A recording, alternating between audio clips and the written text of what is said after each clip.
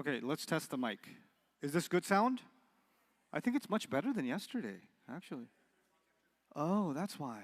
This is way better. You requested that.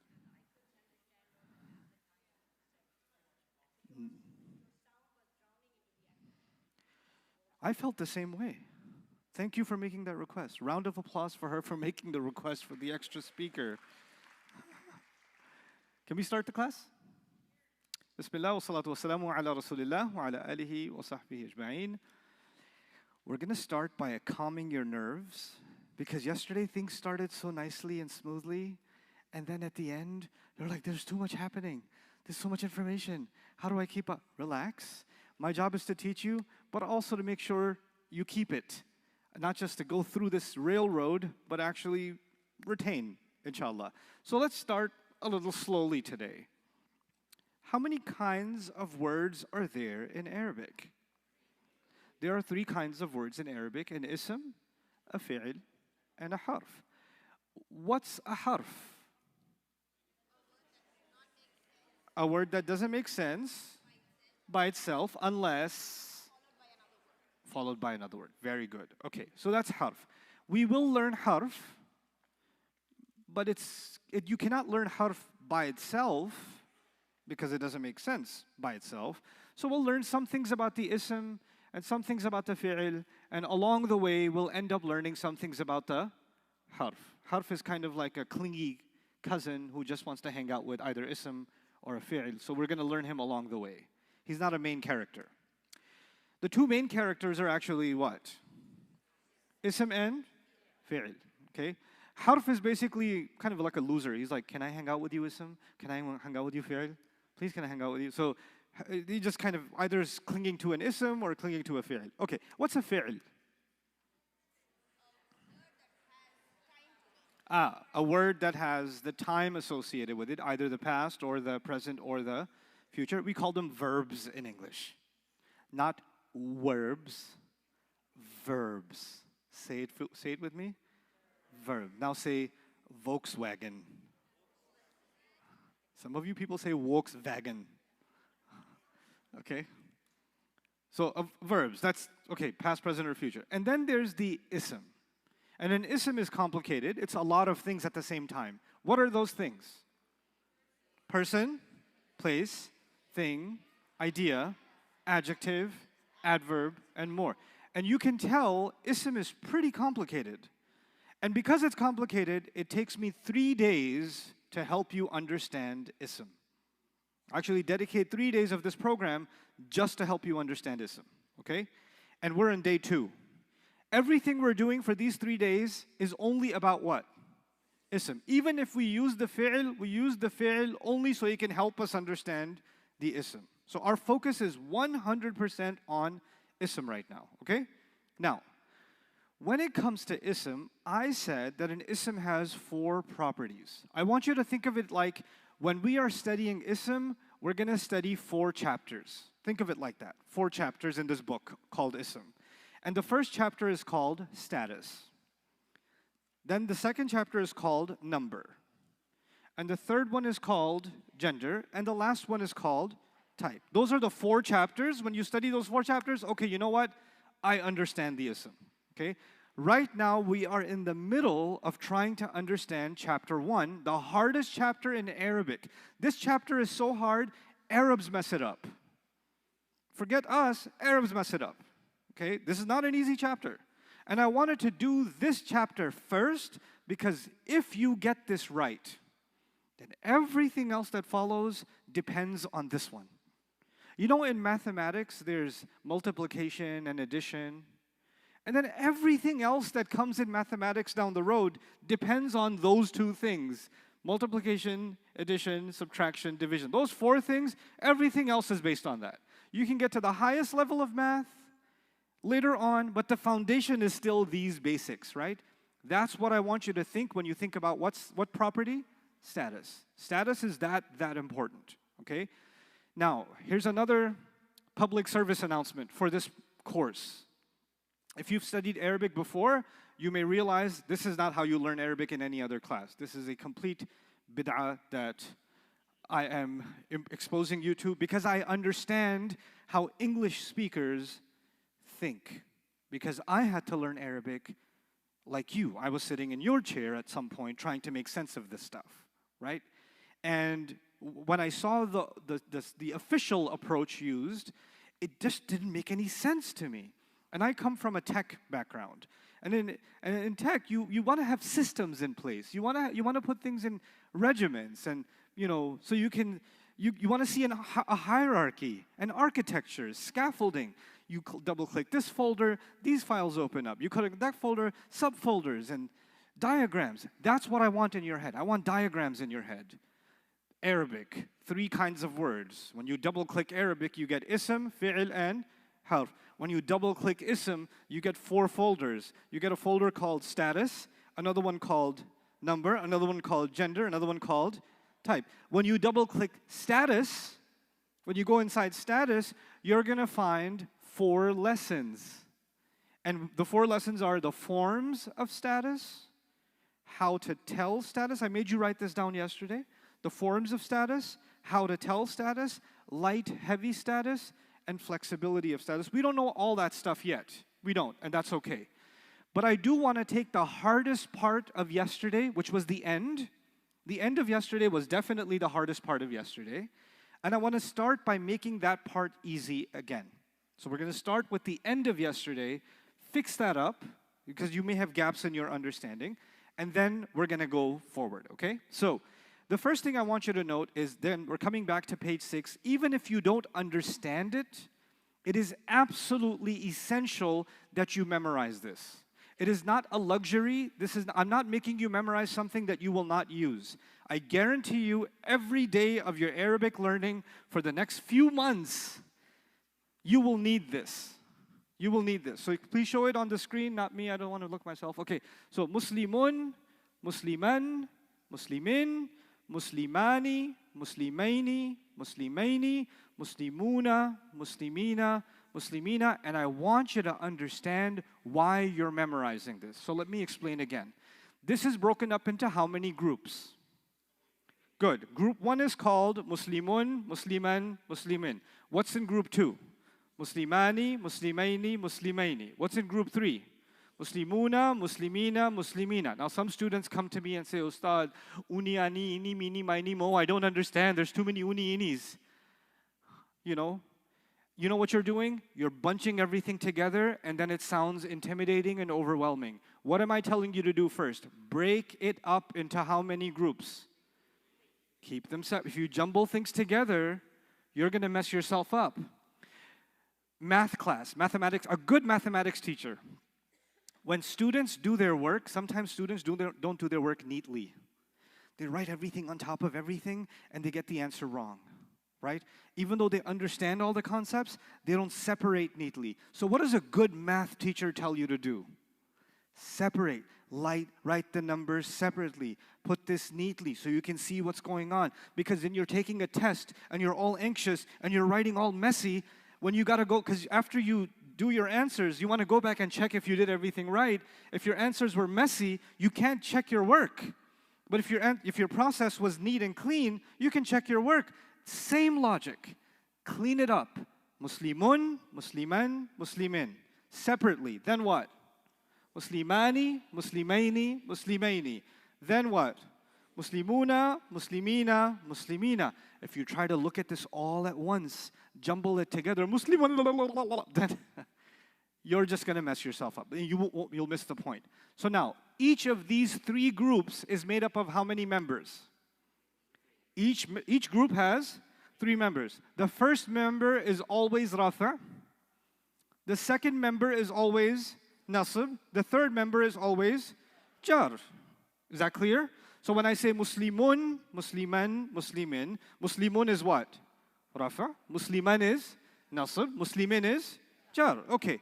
Then why do we have 3 groups? Why not just have 1 group? What's the difference between the first group and the second group? Fine. Even Muslimani is Rafa. Muslimaini is Nasb. Muslimaini is Jar. The same thing. Rafa, Nasb, Jar. Even in Muslimuna. Muslimuna is Rafa. Muslimina is Nasb. Muslimina is Jar. So if it's always rafa, nasab, jar, rafa, nasab, jar, rafa, nasab, jar, why do we have three groups? Because the first group is for what? For singular words. One masjid, one book, one Muslim. The second group is for what? Two Muslims in rafa, two Muslims in nasab, two Muslims in jar. And muslimuna is for who? More than two Muslims in rafa, more than two Muslims in nasab, and more than two Muslims in jar. Does that make sense so far? Okay.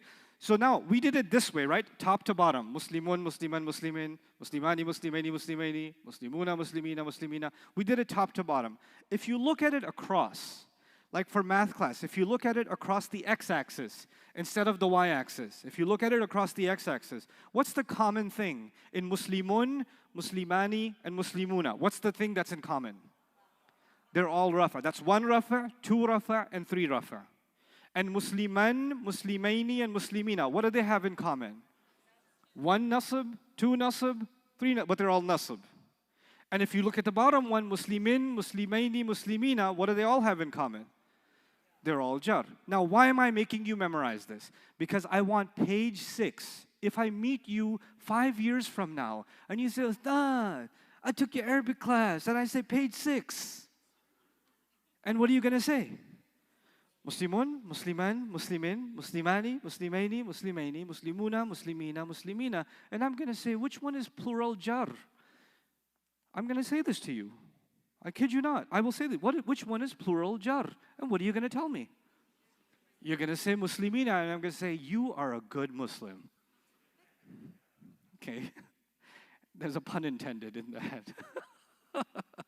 So, good. Now you understand the logic of this chart. Now, a page before this in your notes is page 5. This is page 6. And so, this here is page 5. Here's what I want you to do. I told you, we have to figure out whether each of these is rafa or nasab or jar.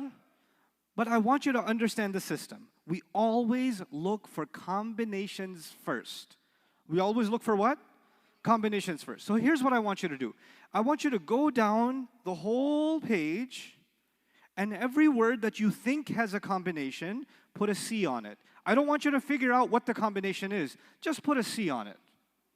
If you just read the word, and if the end of it sounds like a combination, ani, aini, aini, una, ina, ina, just put a C. I'll give you a minute.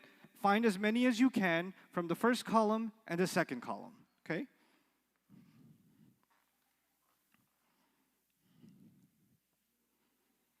You can talk to each other if you like.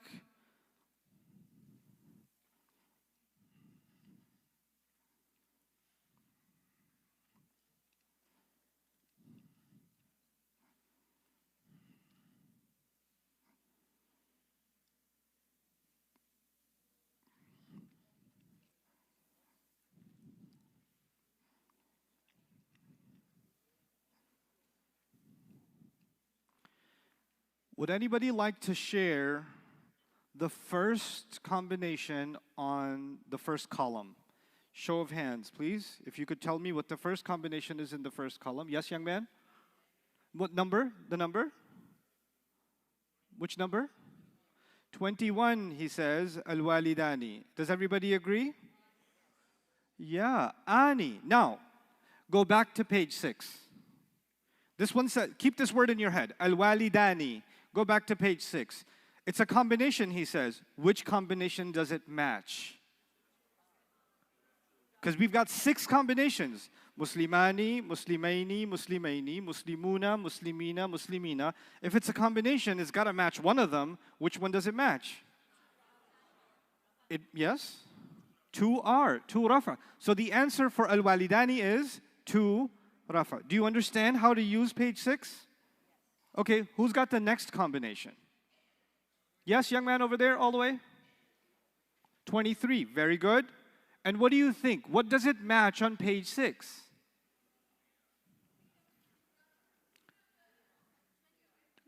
I don't know what you said. Say it again. Jar. Okay, let's read it again. Try to read that for me. Al-aqrabuna. Now go to page 6. Go to page 6, young man. See, I'm trying to look for what sound at the end. Una. See if you find it and tell me what you know about that word, that sound. Excellent. Plural, rafa. What's the Arabic word on page 6 that matches this? Musli, muslimuna, al-aqrabuna, the una matched. Yeah? So this is plural and what? Rafa. Make sense? Do you understand how to use the combinations now? Okay. I don't ever want you to turn your page back and look at page 6, then flip it again, and look at it again, and flip it again, and look at it again. What do I want? You see al-aqrabuna, you say muslimun, musliman, muslimin. Muslimani, muslimani, muslimini. Ding, ding, ding, muslimuna. This is third column, first member. This is plural rafa. That's what needs to happen in your head. Do you understand? Do you see how you're going to use page 6? Okay? So let's see if you can do this without looking at page 6 now. Anybody else? I'm going to give this one away. This is a combination. This is a combination, number 25. Yes, go ahead. Yes.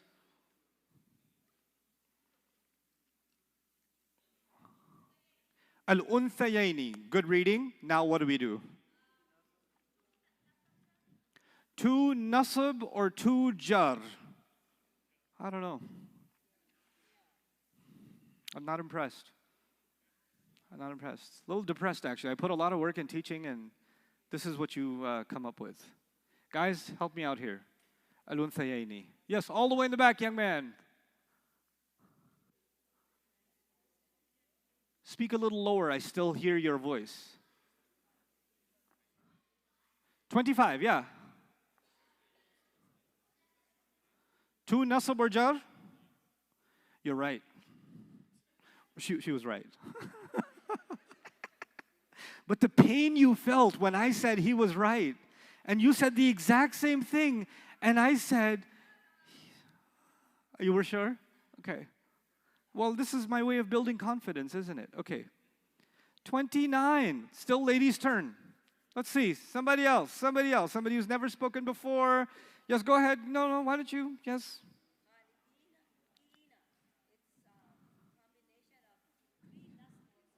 Oh, very good. Khalidina, she says, is ina, which is a combination of 3 nasab or 3 jar. Do you agree? Very good. Now you got the system. You got the system.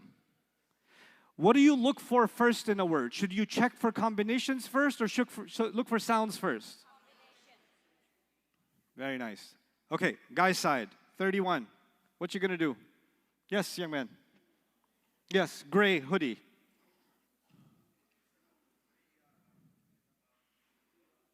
Three rafa? I like it. 3 rafa. Because it matches what word on page 6 that's in your head, that lives in your head? Muslimuna. Muslimuna. Very nice. Okay, still, gentlemen, I need one more from you. Number 33. Yes. Yes. 3 nasab. 3 nasab or jar. Very good. 3 nasab or jar. Is this feeling better than last night already? You have to learn to trust me. Even if I leave you in anxiety the night before, I will help you. Okay, just learn to trust me through these 10 days.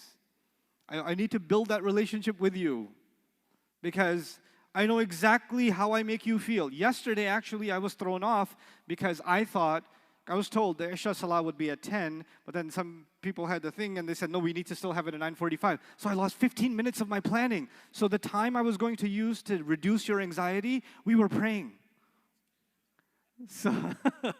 So today we're praying at 10. So inshallah, I've planned accordingly because it's all planned in my head. What kind of psychological games I'm going to play with you is all planned in my head. So that kind of messed with my plans a little bit. Okay, anyway. So mundirina, everybody's clear, is plural, nasab or jar. Yes? Li ghulamaini. Ladies' side again. Somebody who has not yet volunteered. Yes, young man, go ahead.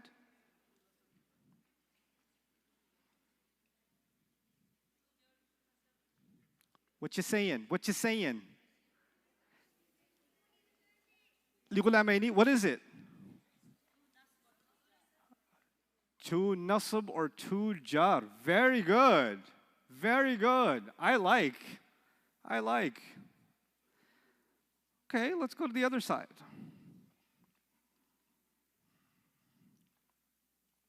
Makithina.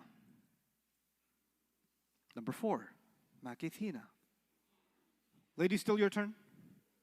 Right, 2 on this side. Yes, go ahead. But how do I even point correct? Because no matter where I point, the person I don't point to answers. How do I do it? You have to, whoever I don't know, I gotta come up with a system. But yes, do it again. Actually, I didn't pick you, the one in front of you. Okay. Two nasab and jar is correct, yeah. Two nasab and jar is correct.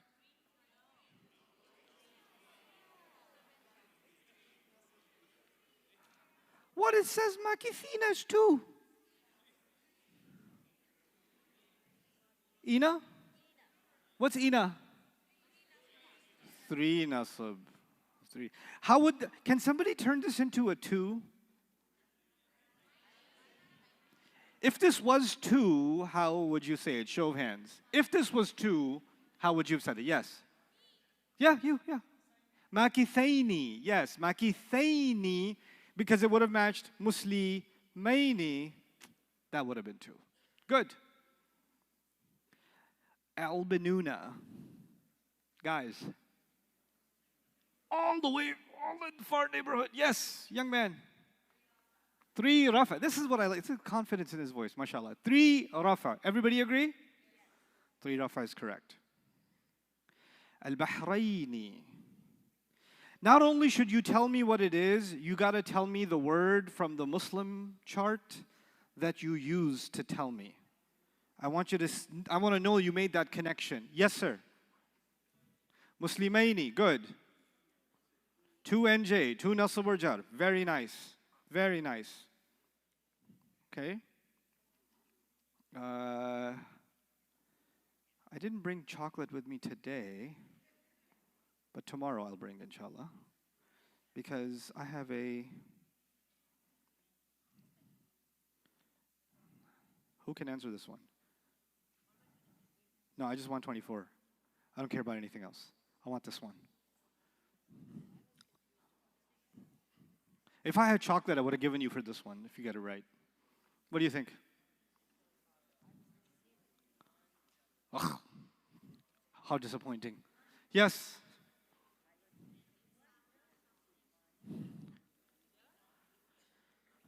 Yes. Yes. It's nasab with sound. I like this one better.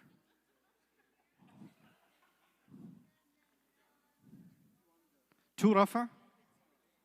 I like this one better too. Yes. 1 jar. The answer. I love it. I love it. The Shafi'is are saying 1 jar. The Hanafis are saying, I love it. The answer is 1 jar. And I will tell you why. Because on page 6, you see Muslimani, right? But I never said Muslimanin. I didn't say that. If I didn't say it, you can't use it. What it says is what it means. There is no such thing as Muslimanin. So if you see an an, or in, you have to go back to what? You have to go back to sound. That came close to being a combination, but it's not a combination. You clear? Okay, now watch this. Let's see if you can do this one. I'm going to make one up.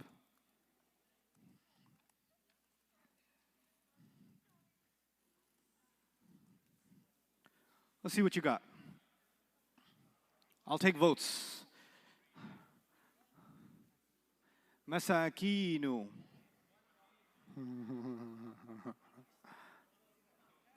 What do you think? 1 rafa. Inu? Inu.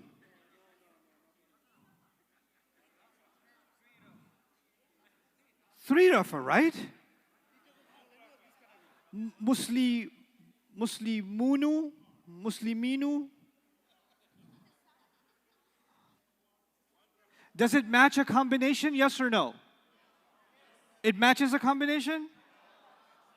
You memorized, clearly memorized. Muslimun, Musliman, Muslimin, Muslimani, Muslimaini, Muslimaini, Muslimunu, Musliminu, Muslimi. No. Muslimuna, Muslimina, Muslimina. Does it match a combination? No. Yeah. Ooh, ahead of time. Okay. You're right. We'll solve this one today. We'll solve this one today. So far, so good? Okay, now, we don't have to go through all of it because now I know you get it now. Come back to page 6. In Arabic, there are either sounds or what? Combinations. And the purpose, you can tell the purpose of combinations. Combinations tell you a couple of things. They tell you the status, but they also tell you how many. Isn't it? They tell you the status and they also tell you how many. If you see ani, it told you it's rafa, but it also told you something else. What else did it tell you? That it's 2. So you get 2 pieces of information at the same time from status. Now, there's another chart right underneath it. Another chart right underneath that one.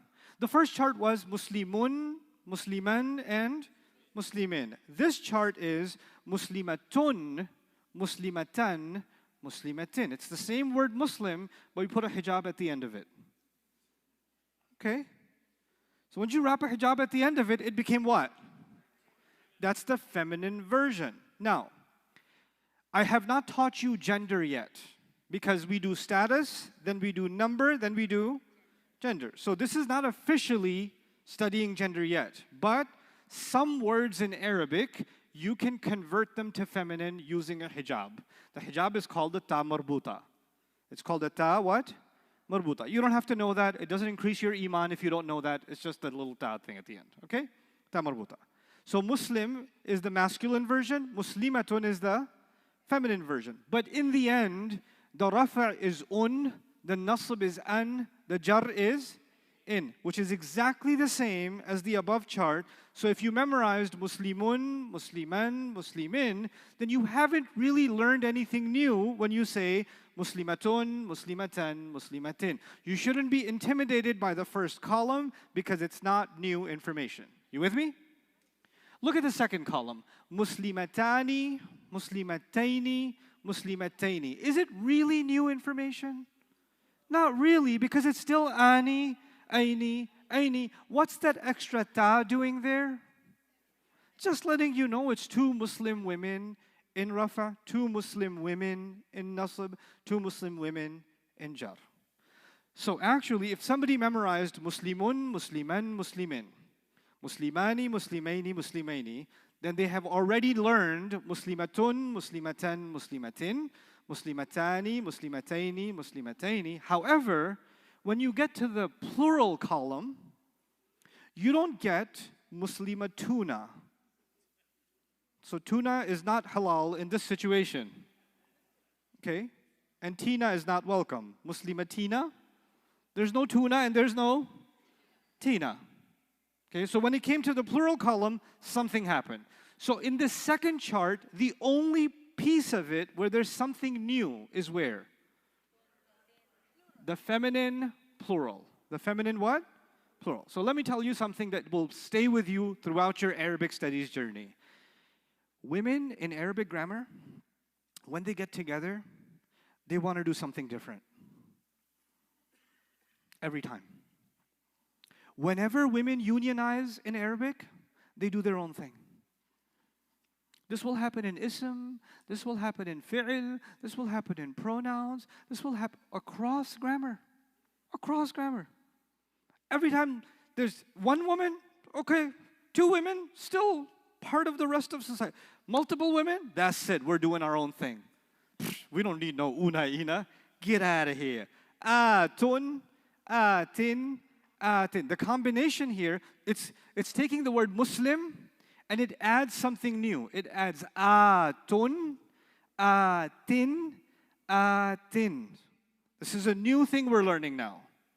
Now let me tell you what this means. This means if you hear not tun, I'm not asking you to listen for tun. I'm asking you to listen for what? Tun. So you've got to hear a long and then a tun. And is that ta like a hijab or is it opened up?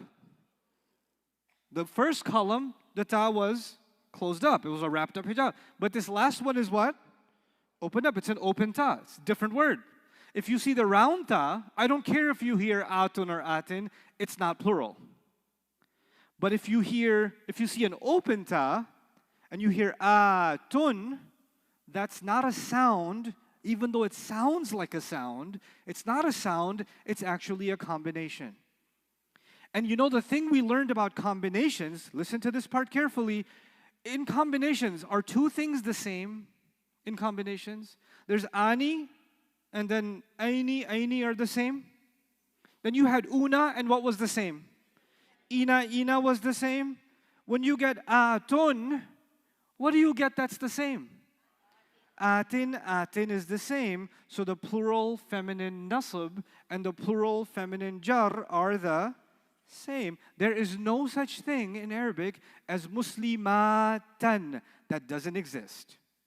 That doesn't exist. Only atun or atin. If you hear atun, what are you talking about? Plural feminine what? Three are feminine. And if you hear atin, you're hearing three are, or three nasab feminine, or three jar feminine. You with me so far? Now watch. What's the difference between una, like muslimuna, and muslimatin? This is important for Quranic Arabic. Una includes men and women. I'll say that again.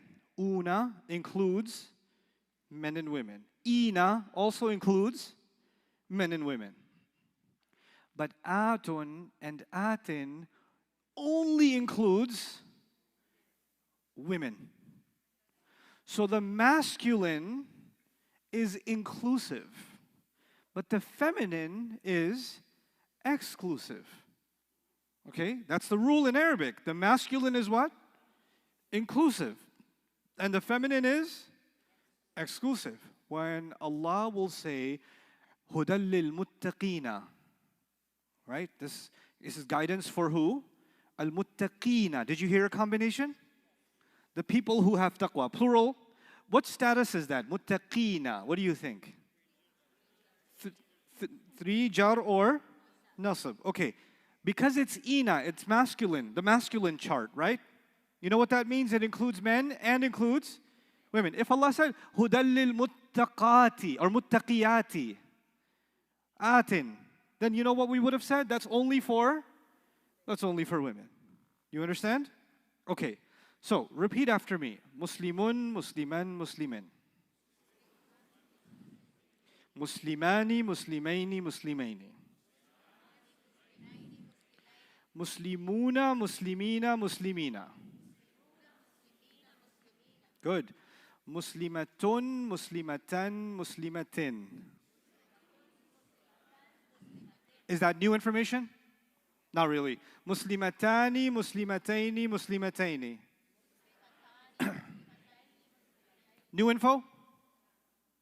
Muslimatun, Muslimatin, Muslimatin. New info? Yep. Say it for me. Muslimatun, Muslimatin, Muslimatin. And what doesn't exist in Arabic? Muslimatan does not exist in Arabic. Muslimatan does not exist in Arabic. Now, how many people here married? Okay. If you're married, then you know that you don't invite your family and her family over at the same time. Okay, that doesn't make any sense. You can only have either her family over or your family over, unless you're having suicidal thoughts, invite both of them over. But you don't do that, okay? Now, there's a thing in Arabic. There's two things in Arabic that are in-laws to each other. Okay, is her in-laws his in-laws? You know the sound? The sound? The sound does not get along with this thing we call, I will show you, al. Al. Al in Arabic means the. Al means what? The. But when you put an, or in on a word, it actually means a. This is not officially a part of our lesson, but I want you to know something which I will teach officially probably tomorrow. But I want you to know this ahead of time. Al means what? The. But if you just hear an, or in at the end of a word, it usually means what? A. Can you put a and the at the same time on the same word? No. So if a word begins with al, it cannot end with an, or. You with me? An, or in. So what's the solution? Here's the solution that the Arabs came up with thousands of years ago. They said, there's muslimun, right? But if I want to put al on it, then I'll say al-muslimu. I won't say al-muslimun anymore. I'll just say what? Al-muslimu. Don't write this down. Just listen for now, okay? Now, watch this. Muslimatun. Muslimatun. Does it have an un at the end? What if I wanted to put al on this? Al-muslimatu.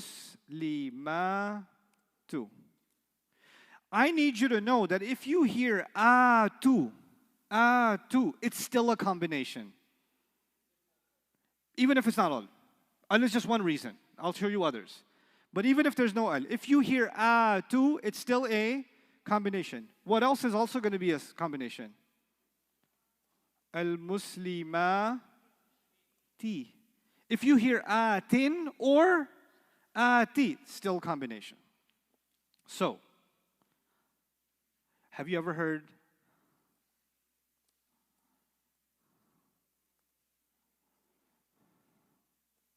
Lahu mulku samawati wal ardi? Have you heard this before? Okay, so they both end with E and E. Yes? But I need you to know that one of them is a combination and the other one is just a sound. Which one is a combination? Ati. And which one is a sound? Okay, so now here's my question. This is the real question. Al-ardi is a sound. You agreed, yes? What status is al-ardi? Is it rafa' or nasb or jar? Excellent. Why? Because it ends with E. U or un is rafa'. A or an is nasb. E or in is jar. But is as-samawati a sound or is as-samawati a combination? It's a combination. So what's the status of as-samawati? Combinations usually get two answers. Remember, ina could be plural nasab or jar. Muslimatin. How many times is muslimatin in the chart? So muslimati, as-samawati. This could be, what's the answer here? Plural nasab or plural jar. Go back to page 5. This page 5 is not leaving us alone. See if you find any feminine combinations on page 5. Keep looking, keep looking. No rush.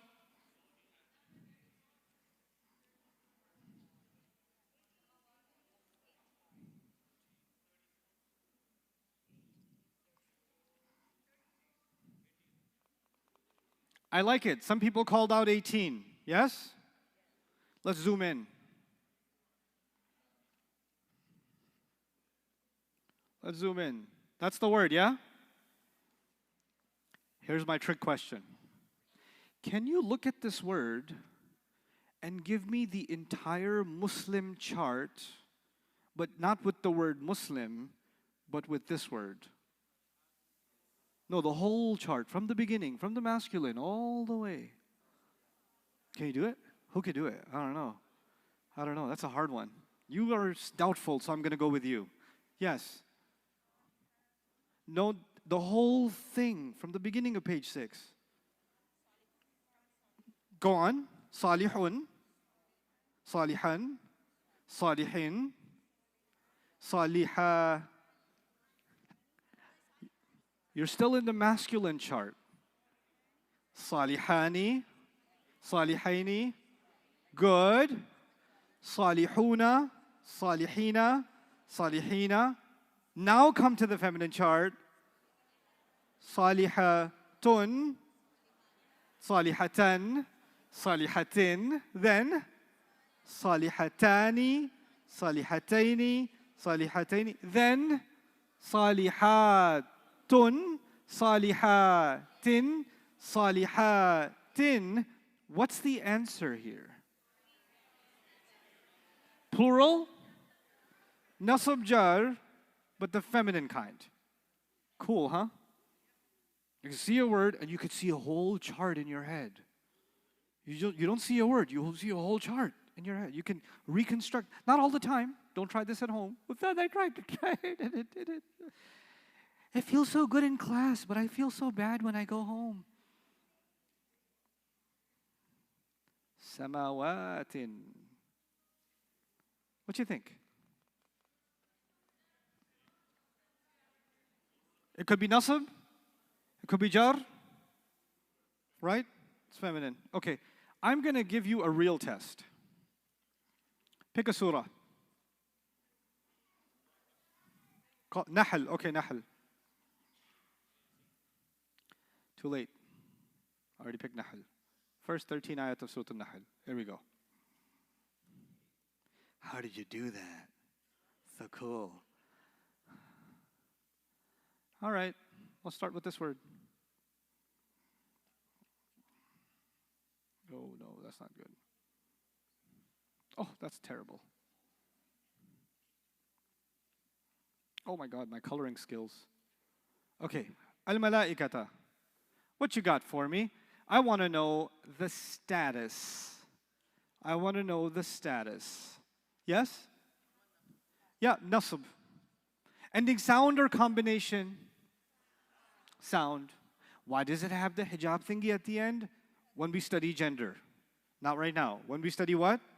Gender. What are we focused on right now? On gender? What are we focused on? Good, so stay focused. Birruhi. I want to know, raf', nasab, or jar on birruhi. Clear? Clear? Everybody clear it's jar? Yeah, very good.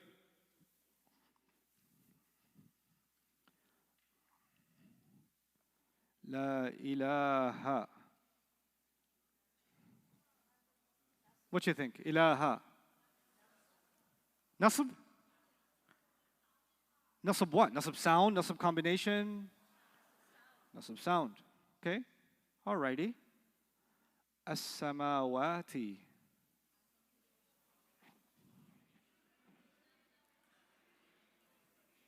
My first question is going to be what?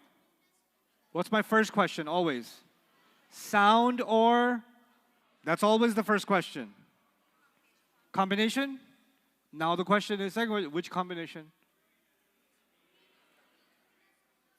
3 nasab or 3 jar feminine. Good job, Hassan. Very nice. 3 nasab or 3 jar feminine. Everybody see it? So you didn't get tricked by the fact that it wasn't tin. Even if you see ati or atin, you won't get tricked. You know. Okay. Let's see if you can handle this one. Al-insana. Al-insana. Lady side, show of hands. Yes? Jar. Because, what does it match on page 6? What does it match on page 6?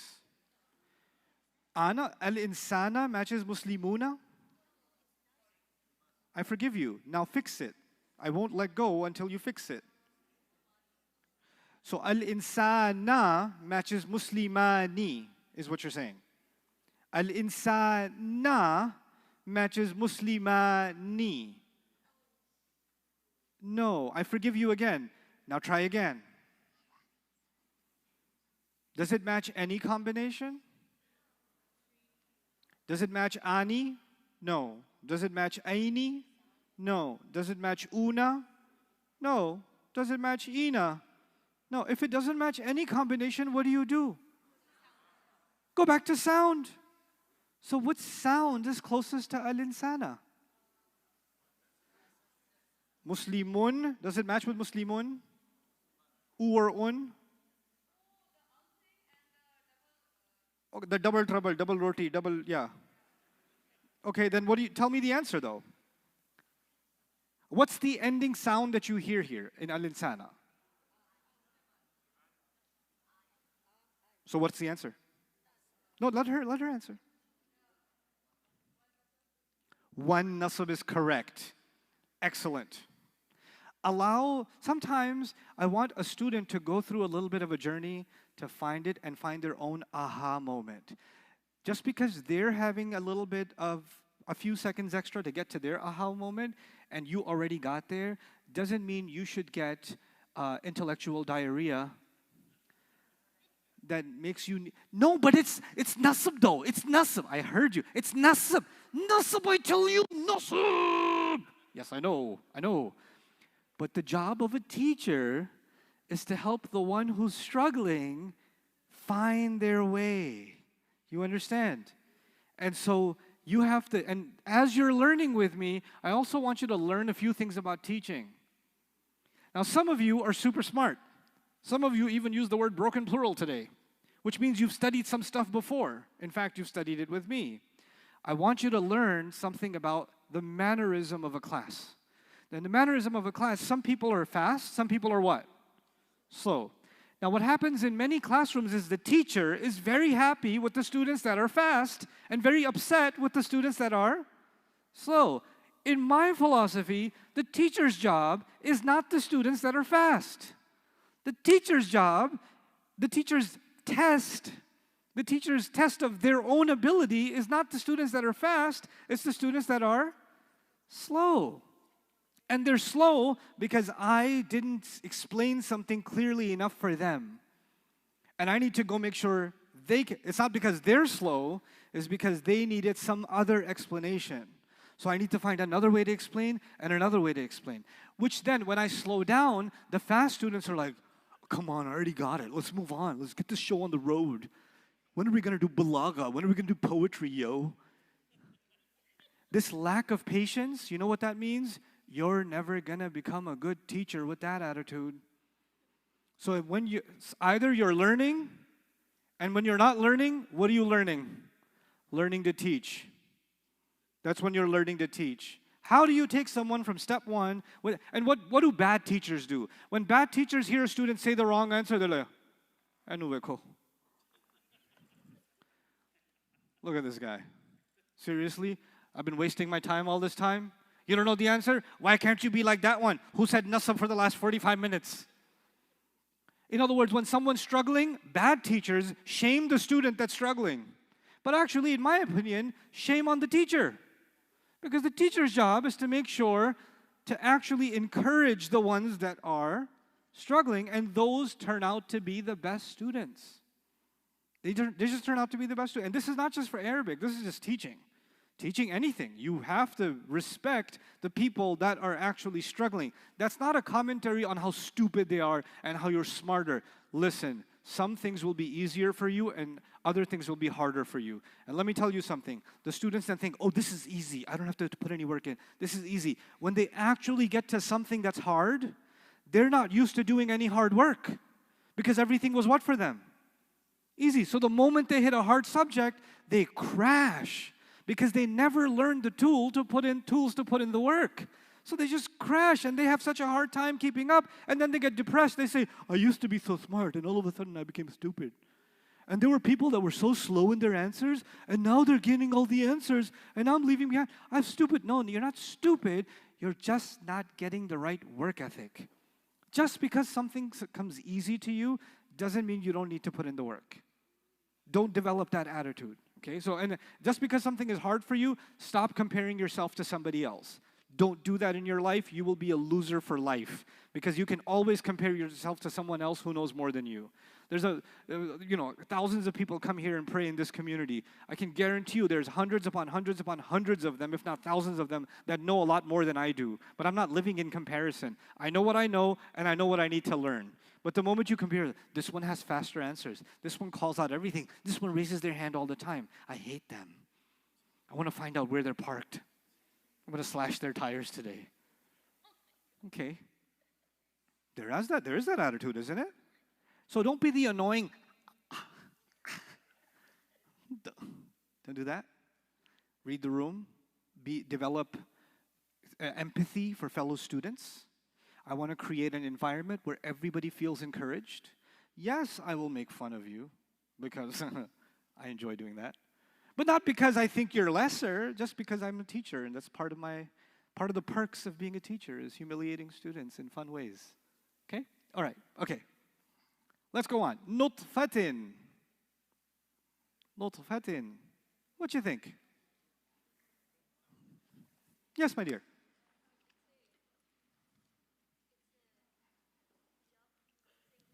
Jar singular. Excellent job. Excellent job. Khasimun. Guys, oops. Khasimun. What do you think? Yes. One rafa. Excellent. It's one rafa.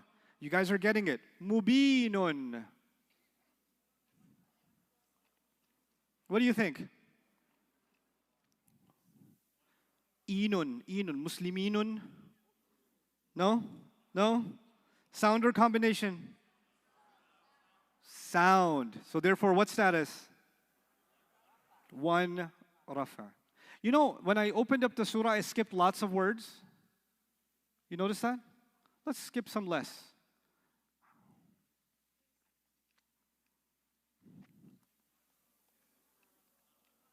I don't want to just know rafa. I taught you like 4 kinds of rafa. 1, 2, 3, 3 feminine. There's 4 kinds of rafa. There's 4 kinds of nasab. There are 4 kinds of jar. That's what I've given you so far. 1 rafa. The word Allah. 1 jar. 1 jar. With me? Excellent. Okay, now we can move on. This is going to be a new lesson. And like before, I'm going to ask you not to write anything down yet. Just pay close attention, okay? You can ask a question, of course. No, plurals are not always combinations. We will learn them in number. So today is status, and hopefully by the end of today, we can get into number. And then tomorrow we finish gender and type, inshallah, okay? All right. So here's what I want you to know. So there's Muslimun, Musliman, and Muslimin. Okay? You memorize this. You memorized it going this way, so this might feel blasphemous to you, but just bear with me. Muslimun, Musliman, and Muslimin. Which one is written differently? The second one, what's an added letter that the Arabs like to add? Alif. Yeah, that's just a standard of the Arabic language. Now I want you to listen to something carefully. Sometimes an ayah of the Quran ends with something rafa. Sometimes it ends with something rafa. Sometimes it ends with something nasb. Sometimes it ends with something jar. Listen to this. Wallahu ghafurur rahim. Rahim. What's the last sound you heard? Sukoon. It wasn't un, it wasn't an, and it wasn't in. But if you open up the ayah of the Quran on the Mus'haf, you'll see this. Okay? But the Qari did not say this. What did he say? Rahim, and he stopped. You know why?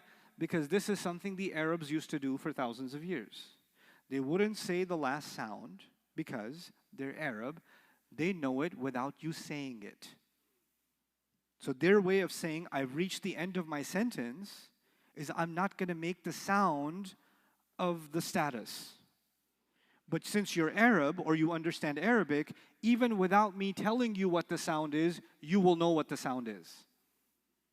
Okay, so this is the way we recite Quran. We don't recite Alhamdulillahi Rabbil Alameen, Ar-Rahmanir Rahim, Maliki Yawmiddin, Iyyaka na'budu wa iyyaka nasta'inu. We don't do that. We sukoon, sukoon, sukoon, sukoon. Why? Not because it's not there, but because for the Arab listener, you don't say it and it's already understood. I'm going to get you to the point one day, inshallah, where even when you don't hear it, you'll know what it is. Even without hearing it, you will know. Okay? So that's one. Here's the other thing. وَكَانَ اللَّهُ غَفُورًا رَحِيمًا. How do you, if this was at the end of an ayah, how would they read it? They wouldn't read Rahim.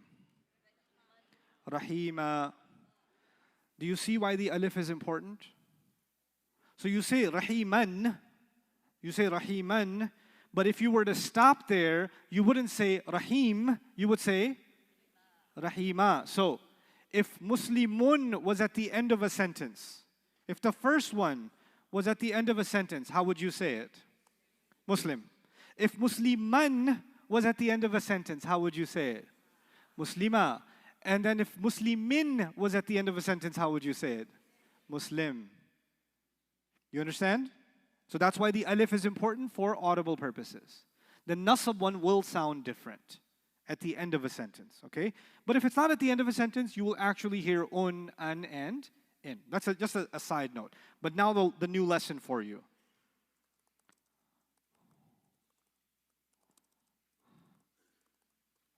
Read the bottom line. What's the first word? Muslimu. I'll make it up top line. Muslimu. What's the second word? Muslima. And what's the third word? That's not what you memorized. What did you memorize? Muslimun. Musliman. What you memorized is called the heavy version. What you memorized is called what? The heavy version. What makes it heavy? An extra N sound. That's what makes the word a little bit heavier. What I put here is actually not the heavy version, but the light version. Muslimu. The heavy version of Muslimun. What's the light version of Muslimun? Muslimu. What's the light version of Musliman? By the way, when I made it light, what happened to the alif? No longer needed. No longer needed. Muslima. What's the light version of Muslimin? Muslimi. You with me? Now here's the thing. Unlike Western standards, Arabs think heavy is normal. Heavy is normal, and light is unusual. Heavy is normal, light is what? As a student of the Arabic language, when I'm reading something in Arabic and I see an ism, I expect that ism to be heavy. I expect it to be what? Heavy. So if it's heavy, I don't say, hey, why are you heavy? Why you put on so much noon? So, I'm supposed to be heavy. What you want? But if it's light, I say, hey, who made you light, bro? What happened? There has to be a reason for it to be what? But there has to be no reason for it to be heavy. Techies here know what the default is, right? What's the default in Arabic? Heavy or light? Heavy is default. That's normal. That's standard. But the unusual situation is when you make it light. Okay. So you know how it sounds. This one's heavy, this one is light. Okay, now. You memorized Muslimani. What else did you memorize? Muslimaini and Muslimaini. Yes? I'm just gonna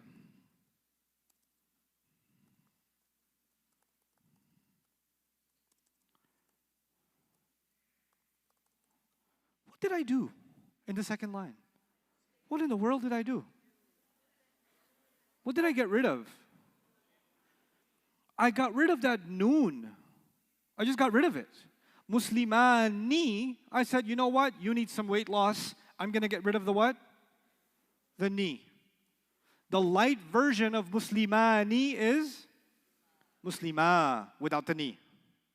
The light version of Muslimaini is Muslimai without the ni.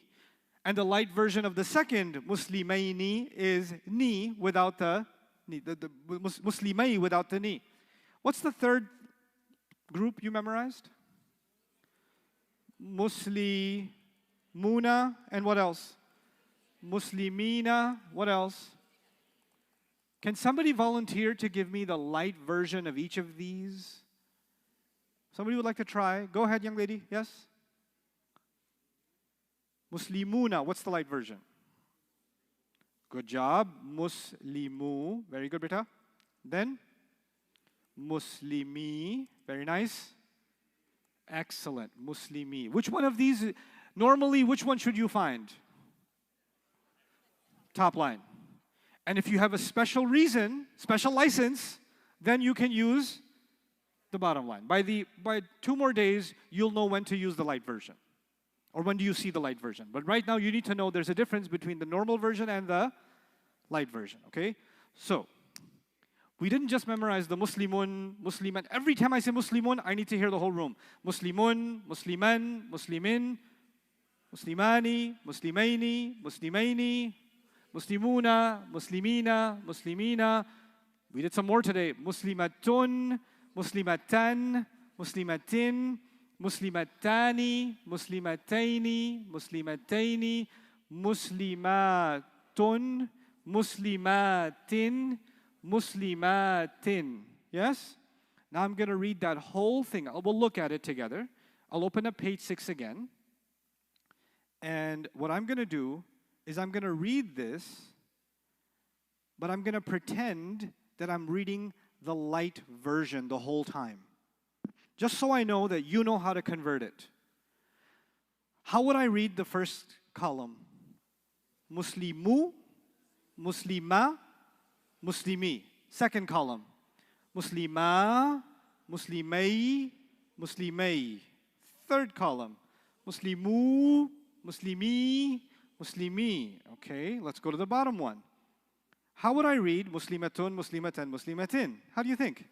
Muslimatu, Muslimata, Muslimati. Muslimatani, Muslimataini. No, that's wrong. Muslimata, Muslimatai, Muslimatai. What should I do here?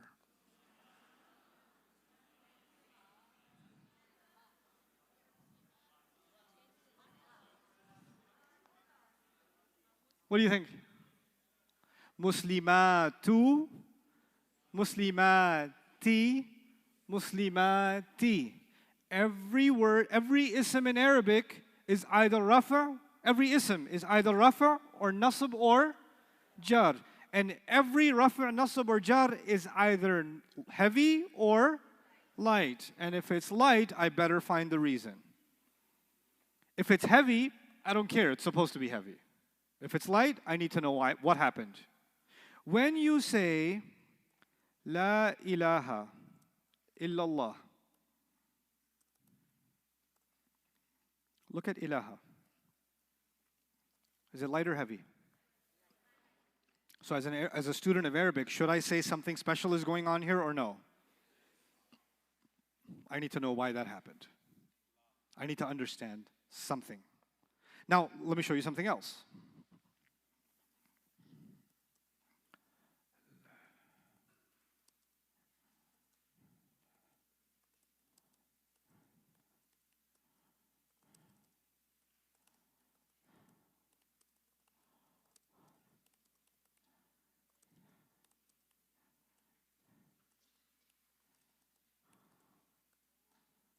Okay, read the first line. La bay'un, light or heavy? La khullatun, light or heavy? La shafa'atun, light or heavy? They're all in the Quran. All top 3 are in the Quran. Let's read the bottom line. La rayba, light. La ilaha, light. La ikraha. Cool. There's a difference. These words mean, if I was to translate badly, I'd say there's no friendship, oh, there's no sale, there's no friendship, there's no intercession, there's no doubt, there's no God, and there's no forcing, there's no compulsion. These are the phrases. There is no, and whatever word comes after. But in the Arabic, is there a difference between there is no followed by heavy and there is no followed by light? Which one of them would you say is unusual? So 3 of those expressions are more unusual than the other 3. Now, let me help you understand this. I won't give you more lessons before Maghrib. We'll do more work after Maghrib. Light and heavy we're in a pretty good place, okay? Just to help you understand the difference between no that's heavy and no that is what? Light. This is only for no's, by the way. No's with isms. When I used to teach 3rd grade, I was a teacher in 3rd grade, and my stupidity was I thought if I'm going to go into third grade class teaching these kids, first thing I should do is become their friend. I should do all kinds of tricks for them. I should put a pencil in my ear, take it out of this ear, right? I should, pull out a coin. I should tell them a scary story. I should tell them jokes. Oh, those kids loved me. They were like, class was a circus. It was supposed to be math class, but the first day, I just made jokes with them and jokes with them and jokes with them, and they loved it. Even the principal had to come in because the kids were like, ah! And then the principal, is everything okay here? I was like, yeah, they're just, where's that? Shh, guys, okay, it's okay. Then, so I thought, first I'll become their friend, and then after that, I'll do what? Then I'll teach them. The next day, I say, okay, everybody, chapter 2, open the books. And what do these kids do? Now, do that thing with your ear. And some other kid's standing on the, teacher, look at this. And he stands on the desk and he starts dancing. I was like, can you please sit down? He goes, well, the other kid goes, I could do better than that. And they get, the class was a circus. Animals let loose in the zoo. I couldn't control anyone at all. So now I realized me being a friend is not going to work. I have to what? Lay down the law. So I said, guys, no talking. Come on, no talking, no talking. Is anybody listening when I talk like that? Then I said, no talking. And when I did that, what happened? All of a sudden, and they all calmed down, except one kid. I get nightmares about this kid. He was sitting in the front desk, the desk that touches the teacher's desk. He was on that desk. He raises his hand. And you know, the thing about raising your hand is you should raise your hand and then speak when you are asked. No. He raises his hand. He goes, can I get some water? He deflated I had so much authority when I said, no talking, can I get some water? It's like he stabbed me in the gut. He took everything. I was like, yes, go ahead. There's different levels of no. There's different levels of no. When I said no talking, guys, no talking, come on, no talking, different level. When I said no talking, different level or no? Your kids, when they're little, you can't catch me. Then you run after them. Stop. But you don't stop. You keep running. And then finally you stop running and they say, you can't catch me. Because their stop actually didn't really mean what? Stop. And then you start tickling them and they say, stop it. And then all of a sudden, you're like, oh, this is one of those fake stop it's. Keep going. And then they're like, you didn't stop. You're like, oh, so you went from the stop it, which is kind of fun play stop it, to a very serious stop it, and I didn't know where the line was, and I started, I'm sorry, but I told you to stop. No has lots of what? Variations. You got to read the room. Sometimes there's a no that is, for the most part, no. Generally, no. Usually, no. Like, for example, you go to a hotel and you want to check in early. They say our policy is you can't check in until 3 p.m. We don't allow guests to check in until 3 p.m. But okay.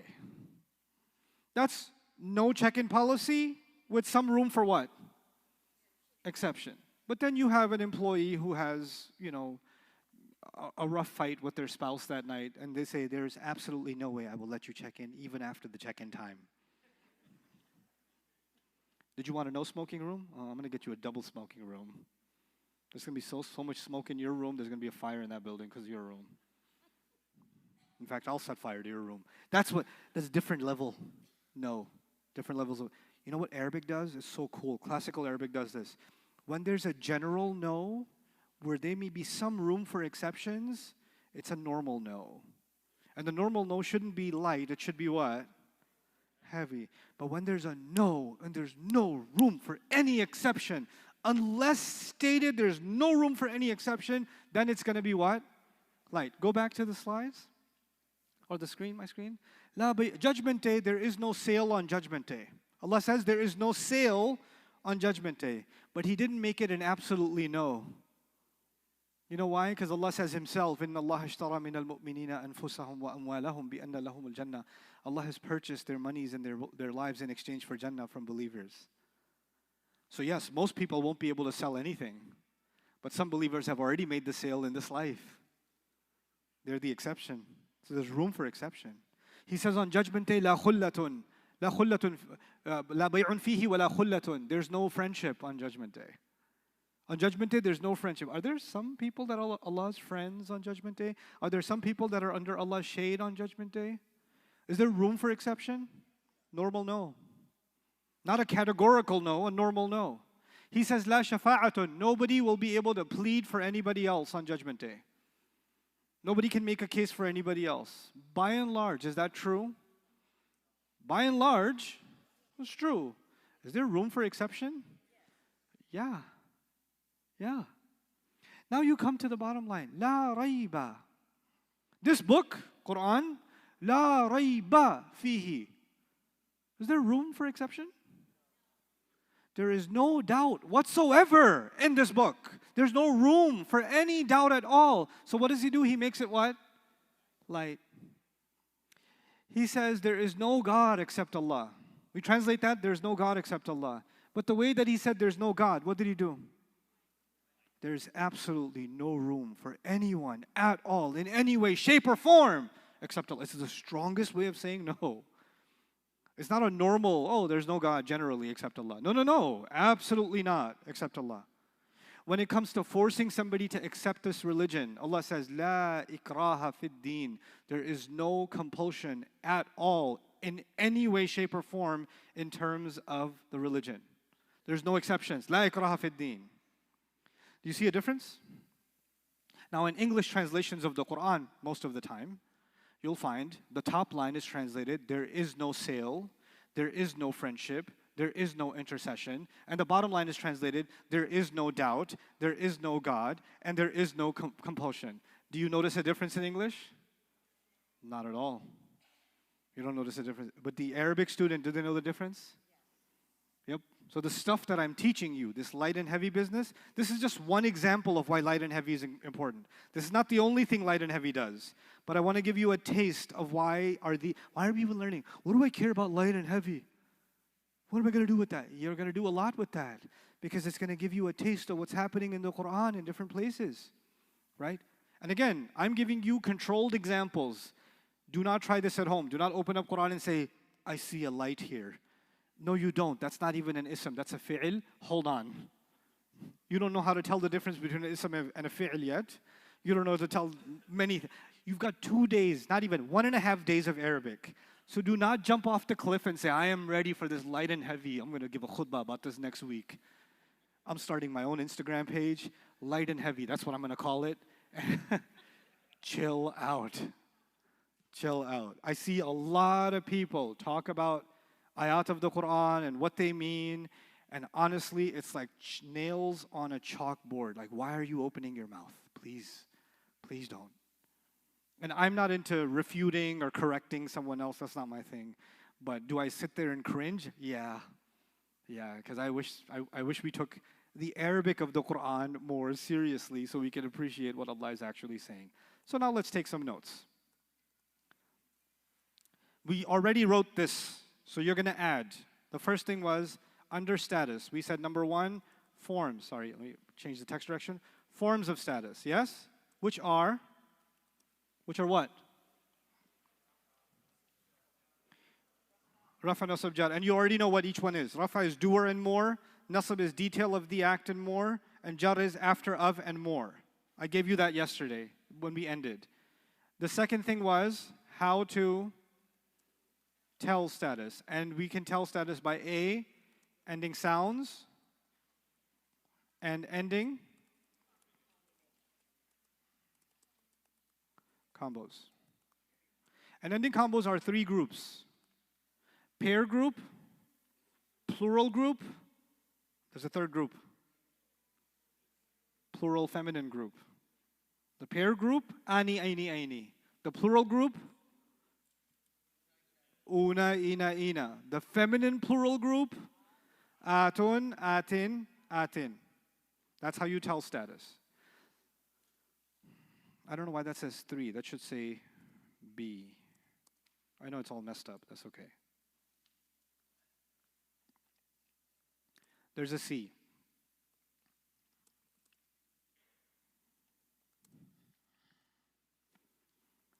You don't know what that means yet, but I'm just going to write that and you guys can understand it tomorrow, inshallah. What did I write? Pronouns are what? Pronouns are rebels. We'll see. We'll see what that means.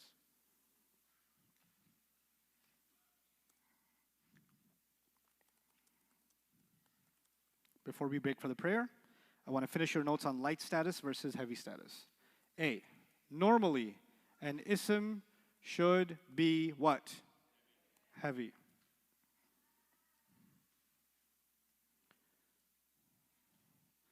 There are 4 reasons to be L. Do we know them yet? No, but you should know that there are 4.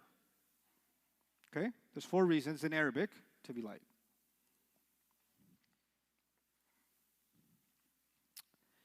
And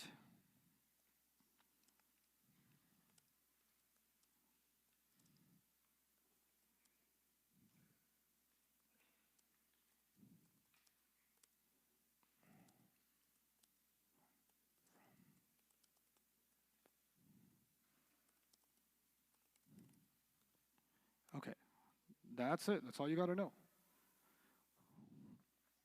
Normally, an ism should be heavy. There are 4 reasons to be light. To make an ism light, remove tanween. What is tanween? Un, an, in. That's called tanween. Tanween means un, an, in. Remove tanween. Or, what's another way to make light? Remove the n from the combination. Like what n?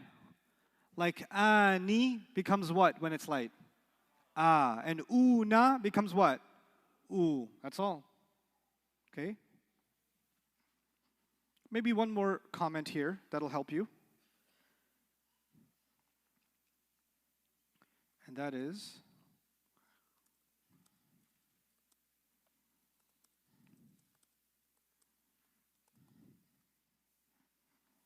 every word on page 6 can be made L. And you should know how to do it. You should know how to take any word on page 6 and make it what? Light. That's skill you need to have. So you can recognize that when that's happening in Quran. Okay, let's take a break for Salah.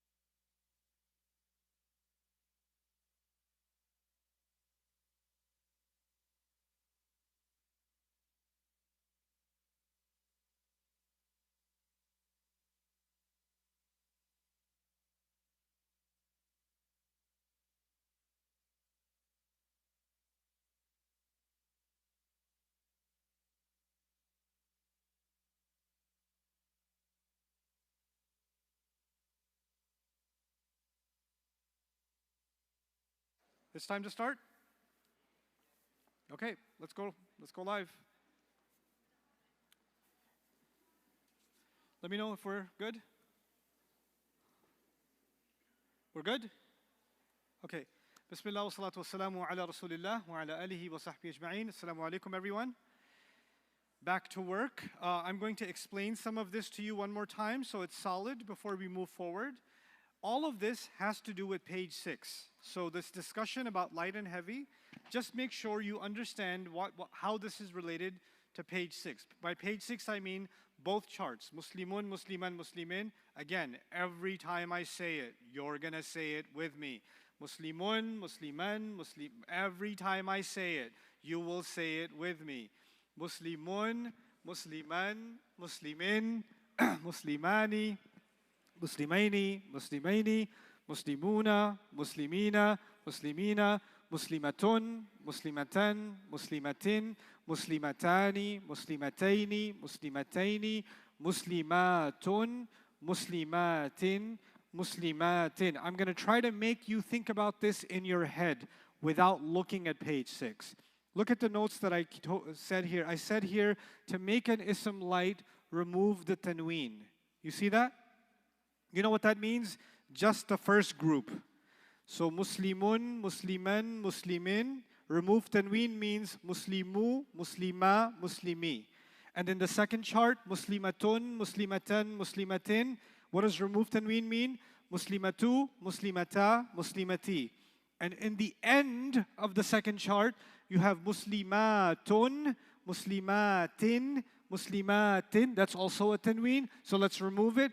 Muslimatu, Muslimati, Muslimati. That's what I mean by remove what? Tanween. There's 3 groups of tanween. There's the singular, then there's the feminine singular, and there's the feminine plural. That's where the tanween is on page 6. And that's where we're going to use that technique. Everything else on page 6 is combinations with an extra noon. So, Musliman, and then it says, remove the n, meaning the noon, from the combination. So what are the combinations? Muslimani, Muslimaini, Muslimaini. When I say remove the noon, what am I doing? How am I saying it? Muslima, Muslimai, Muslimai. When I say Muslimuna, Muslimina, Muslimina, how do I remove the noon? Muslimu, Muslimi, Muslimi. When I remove the noon from Muslimatani, Muslimataini, Muslimataini, how do I remove the noon? Muslimata, Muslimatai, Muslimatai. Now, please pay attention to this part. I mean, you should pay attention to all the parts, but this is one of those epically important parts.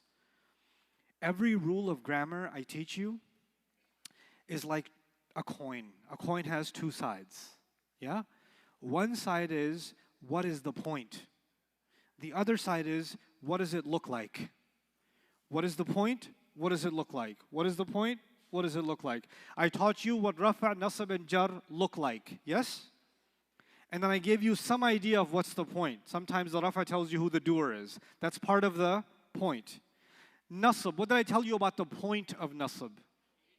It's a detail about the act. And then I showed you what it looks like. So every time there's a point in Arabic, it's what does it look like and what's the other side?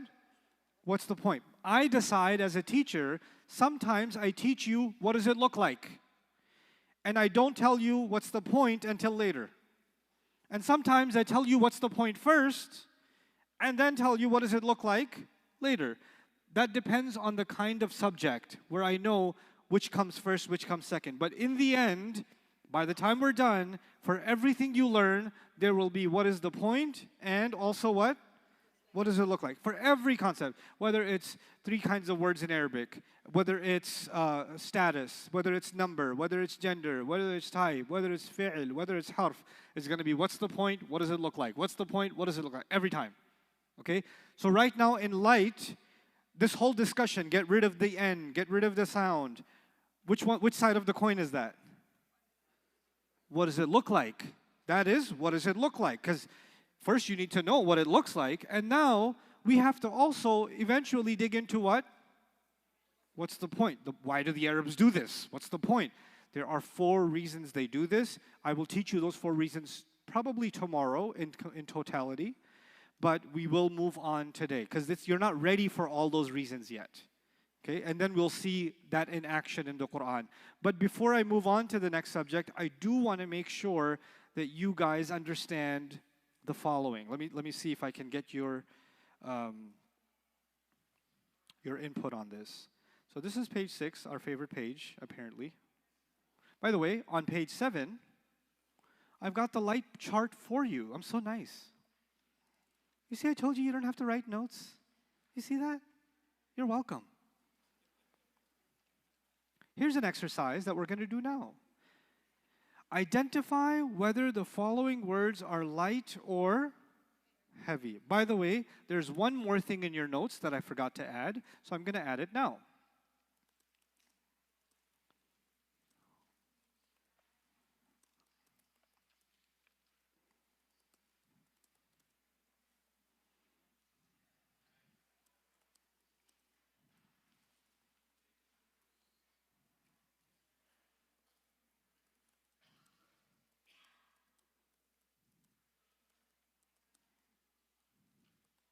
Okay, let me explain what I mean.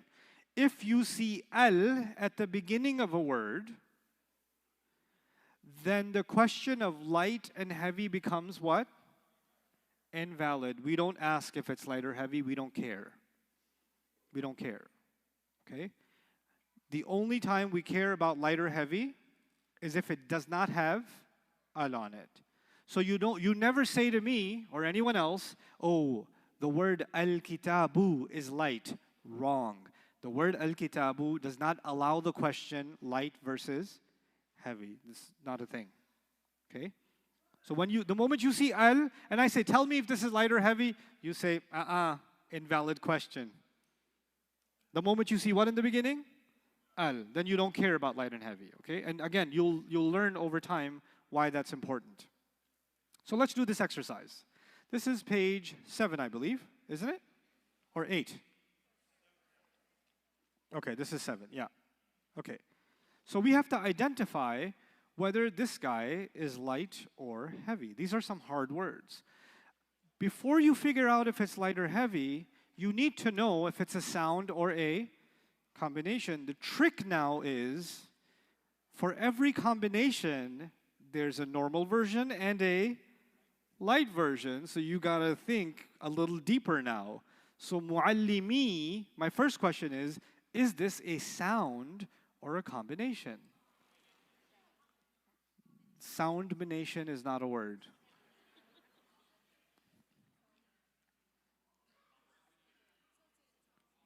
What happened to my screen? My screen is having a bad day. Okay, bring my screen back, but at least you can see, oh, it's back, okay. Muallimi doesn't actually have a sound at the end. It's no un and in. It's not a sound. But could it be the light version of something you know? What could it be the light version of? Muallimi. This is a light, plural, nasab or jar combination. It's the masculine chart. It's ina. It's just the light version. So the answer here is what? The correct answer here is what? Light. Okay? That's number 1. Yeah.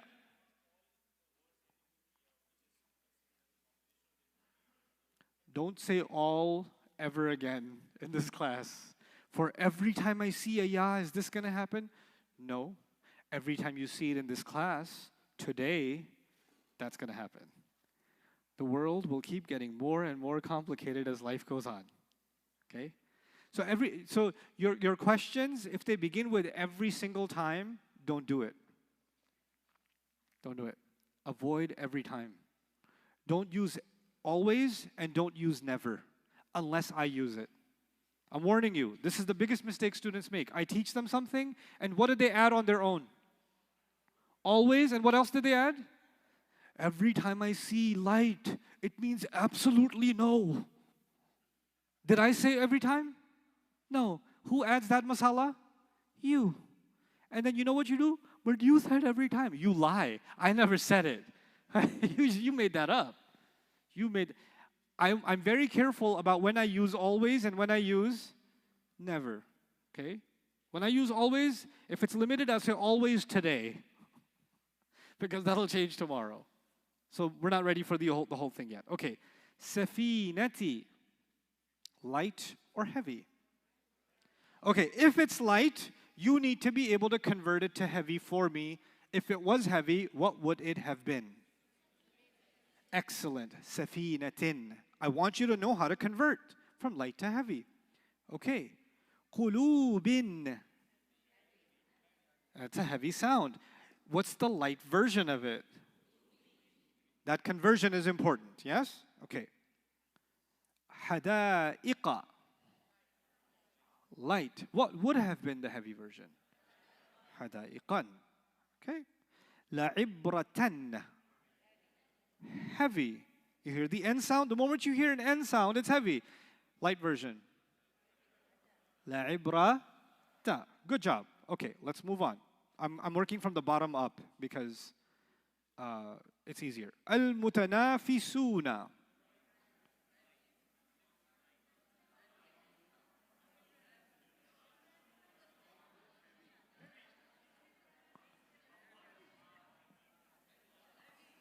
Okay. You know what? Let's be democratic here. Let's be democratic. Heavy, light, invalid. Why is it invalid?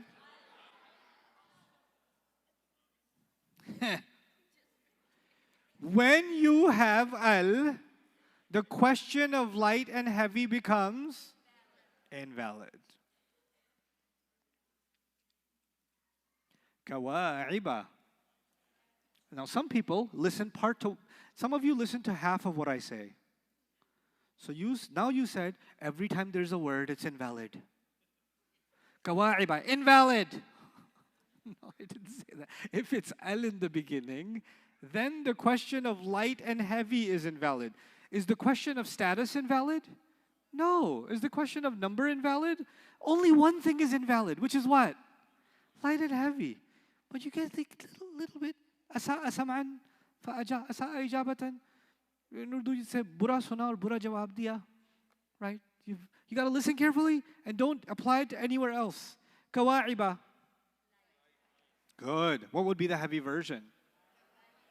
Kawa'iban. Nisa'u. Light. Heavy version. Cool. Nisa'un. Rusulan. Heavy. Good. Heavy. Light version. Rusula. La. Because once you take the an off, what goes away with it?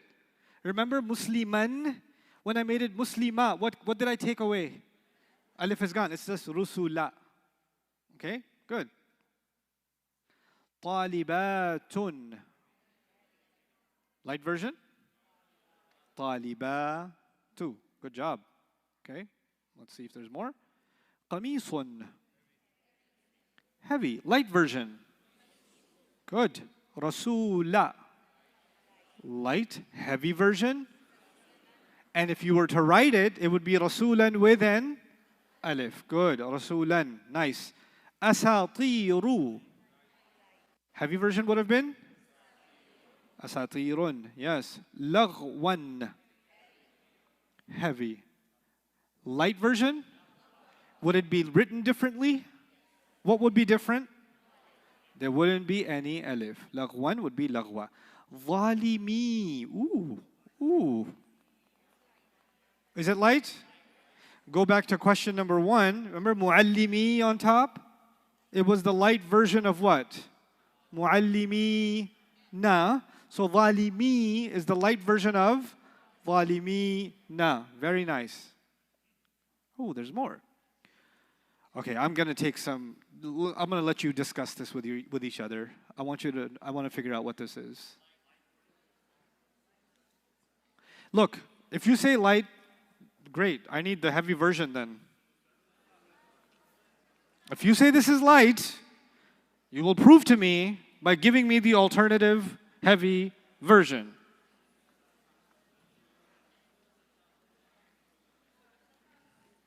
What do you think? What's the heavy version if this is light?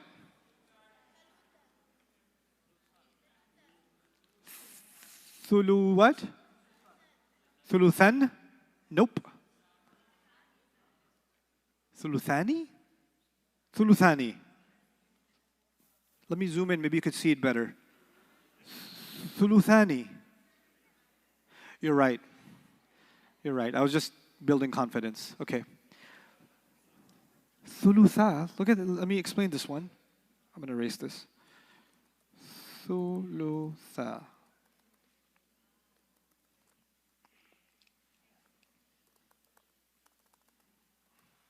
Okay. Thulutha. What did I tell you about Muslim?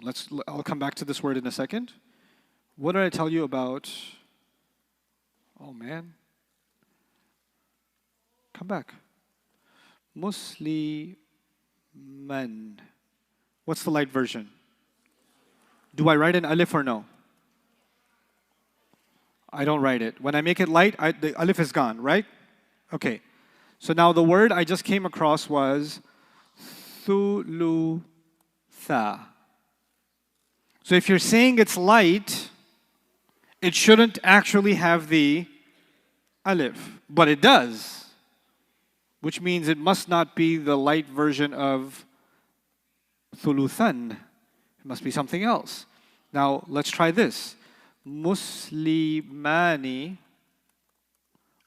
Sorry, I mistyped. Muslimani. What's the light version? Muslimani. What do you do to make it light? You get rid of what? You get rid of what? Noon. You keep everything else as it is. If I get rid of this noon, what's left? Muslima. Isn't it? All I removed was the noon to make it light. So Muslimani, the light version is Muslima. Now my question was Thulutha. That must be from what? Original. Thuluthani. You understand the problem? Okay, it's a trick question. Let's see, number 19. An-nashitati.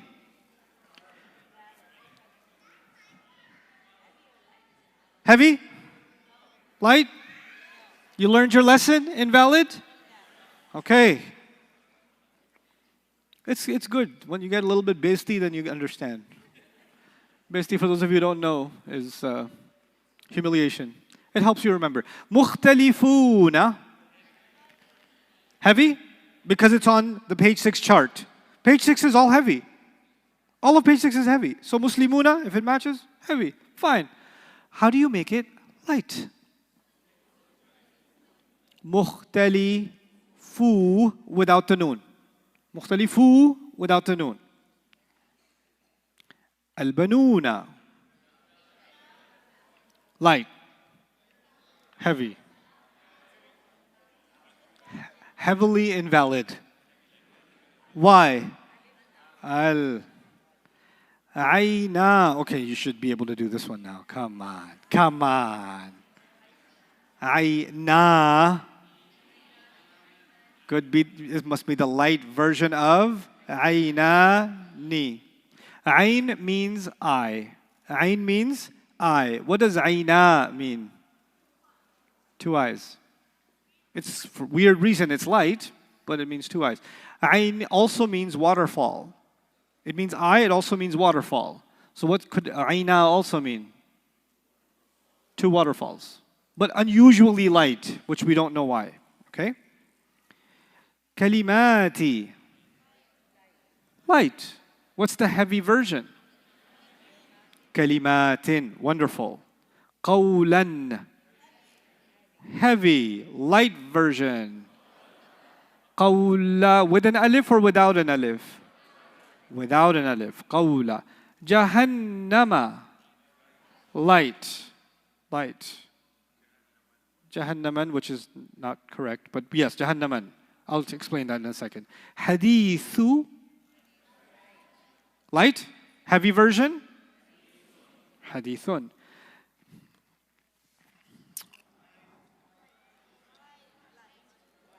Light. Okay, that was the easy part. It's light. How do you know it's light? You don't hear an N. When you don't hear an N sound, it's light. Fine. But the more interesting question is, what's the heavy version? ذراعي. This is aini becoming ay. Ani, light version. What's the light version of ani? Ah. What's the light version of aini? Ay. What's the light version of una? U. What's the light version of ina? E. What's the light version of atun? Atu. What's the light version of atin? What's the light version of what's the heavy version of dhira'aini? This is dhira'i. The heavy version would be, I gave the answer. Dhira'aini. I messed it up. I'm so disappointed in myself right now. All that build up for nothing. Okay. Now, we get to your next lesson, flexibility. We do a concept, we do a little bit of practice, you get a little used to it, life moves on. We gotta be done with this status business. Number is so much easier, gender is so much easier, type is so much easier. Status, oh my God. But this is the last part of status. So we're on lesson 4 of status. Status was, how do you tell, was the forms of status, rafa' nasab jar, done. How do you tell status? Ending sounds and ending combinations, done. And then pronouns are rebels, we don't know what that means later. That's a later problem. Yes?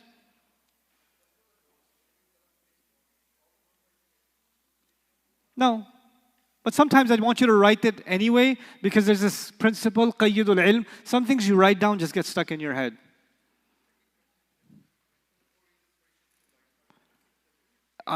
No, I will never tell you those. Of course I'll tell you. The question was, you said there are 4 reasons to make a word light. Will you tell us? No, I just told you to burn you on the inside. I just wanted you to feel, no, of course I'll tell you. Just when I feel like it. This is my boat, this is not your boat. I'm captain, you're not captain. I'm kidding. We'll get there, when it's time.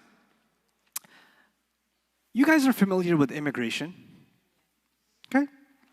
Well, Muslims know immigration for some reason. When it comes to immigration, you can think of it as if you could divide a country by ethnicities, you can divide a country by economic situation, right? Income brackets. You can also divide a company population by immigration status. And basically, you can come up with 3 groups of people. Citizens, Ashabul Jannah, Khalidina fiha. There are non-citizens, illegal aliens, illegal residents, Ashabul Nar. But then there's a middle category. What's the middle category? Work visa, student visa, green card, visit visa. You know, I lied about the visit visa, you know, J1, H1, something 1, right? Which one is the complicated category? The middle one. The top one is clear. The bottom one is clear. The middle one, complicated. There's another thing. Who has all the rights in a country? The citizens have all the rights. Who has practically no rights? The bottom. Who has some rights but not other rights? Middle category. Arabic isms are like immigration. Some words, some isms, full citizens. They're what?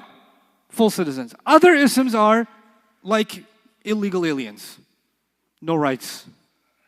And other isms are what?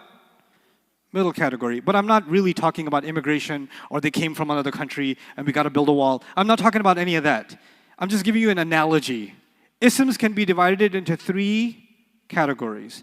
Instead of calling them citizens, residents, and illegals, right? I'm going to call them fully flexible, partly flexible, and non-flexible. Does that make sense by the analogy? So fully flexible is like what in my analogy? Citizens. Partly flexible is like what? Middle category. And non-flexibles are like what? Illegals.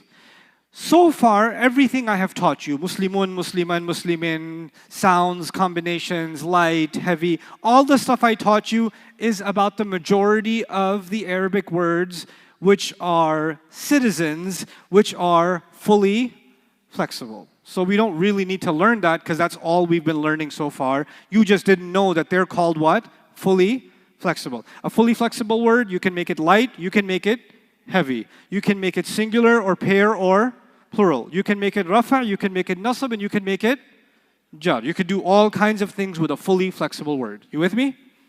Now, I'm going to show you the opposite extreme. What's the opposite extreme of fully flexible?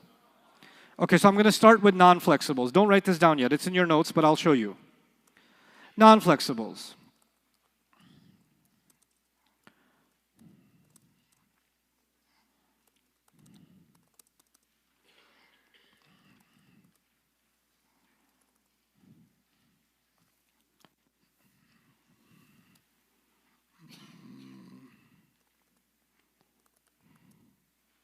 Okay.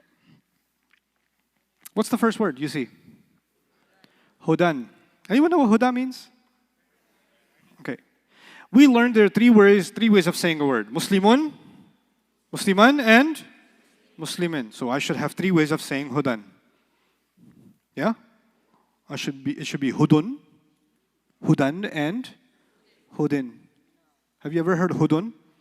May Allah give you hudun. Have you ever heard that before? If you hear this word, what do you hear? Hudan or huda, but you don't hear hudu, and you don't hear hudi. You don't hear it. Now some people want to, they have kids that are named Huda, and they're like, hudi, hudu, hudi. That's different. Like one of my kids was born in the hospital, and there was another Muslim family. They had their child, and they named him Khidr. Khidr. Of course, Pakistani, so they said Khizar. But the mom was so excited about this baby, all day she would be like, Kiju, Kiji, Kuju, Kija. She was So you could do whatever you want with a name, but the official word is what? Hudan, not Khidr. Hudan. You're still in the story. The Rafa version of Hudan is actually Hudan. The Nasab version is also Hudan. Hudan, and the jar version is also, this word refuses to change at all. It stays exactly the same. It doesn't care if it's rafa. So you ask Hudan, hey, what's your rafa version? Hudan. What's your nasab version? Let me think about that. Hudan. What's your jar version? Hudan. Dhalika. Have you heard the word dhalika before? Have you heard dhaliku? Dhalika is just what? Dhalika. Rafa version? What's Rafa version? Dhalika. What's Nasab version? Dhalika. What's Jar version? Everything you learned so far, out the window, because this word is what? Non-flexible. Okay. Alladhina. Have you heard alladhina before? Alladhina sounds like it has a combination at the end. Ina. And ina sounds like a nasab or jar combination, like muslimina. So there should be an alladhuna yu'minuna bil ghaib. Alladhuna. You ever heard alladhuna? Every time you hear alladhina, what do you hear? Alladhina. So the rafa version of alladhina is what? The nasab version? Alladhina. The jar version? Alladhina. It does not change. Okay, let's try Isa. Isa. What's the rafa version of Isa? What's the nasab version of Isa? What's the jar version of Isa? Musa. Musu? Musi? It's only Musa? Musa? Musa. Those of you that were around in the 70s, Marsha, Marsha, Marsha. Non-flexible. Okay? It's completely non-flexible. Musa, Musa, Musa. Isa, Isa, Isa. Alladhina, Alladhina, Alladhina. But Ustad, how am I supposed to know which one is non-flexible and which one's fully flexible? Nobody cares about your feelings. 99% of the words in Arabic are, what do you think? Fully flexible. Some words are what? No, these right now. Some words are non-flexible. When they come up, I will tell you. Hey, by the way, this guy, non-flexible. And the moment you hear non-flexible, you just say, Oh, got it. Which means the rafa version, nasab version, jar version is same. You with me? Listen to what I'm going to say now. This is the wrong thing to say. The following is incorrect. Non-flexibles don't have rafa, nasab, or jar. That's wrong. Non-flexibles do not show rafa, nasab, or jar. That's correct. They have it, but they can't show it. Let's look at the word guidance. If I say, guidance helped me, guidance helped me, is guidance the doer? Guidance helped me. Is that the doer? So if it's the doer, what status is it? But it just can't show it. It's rafa', but it can't show it. If I say, I need guidance, who's the doer? I need guidance. Who's the doer? I am. What do I need? Give me some details. So guidance is what status? That's nasab. But can it show it? Well, it looks kind of nasab anyway. But not because it can show it. What if I say, this is a book of guidance? Book of, O-F, guidance. What comes after of? It's jar, but can it show it? No. It can't show it. You with me? So, some words can tell you their rafa clearly and they can show it. They can show you their nasab, they can show you their jar.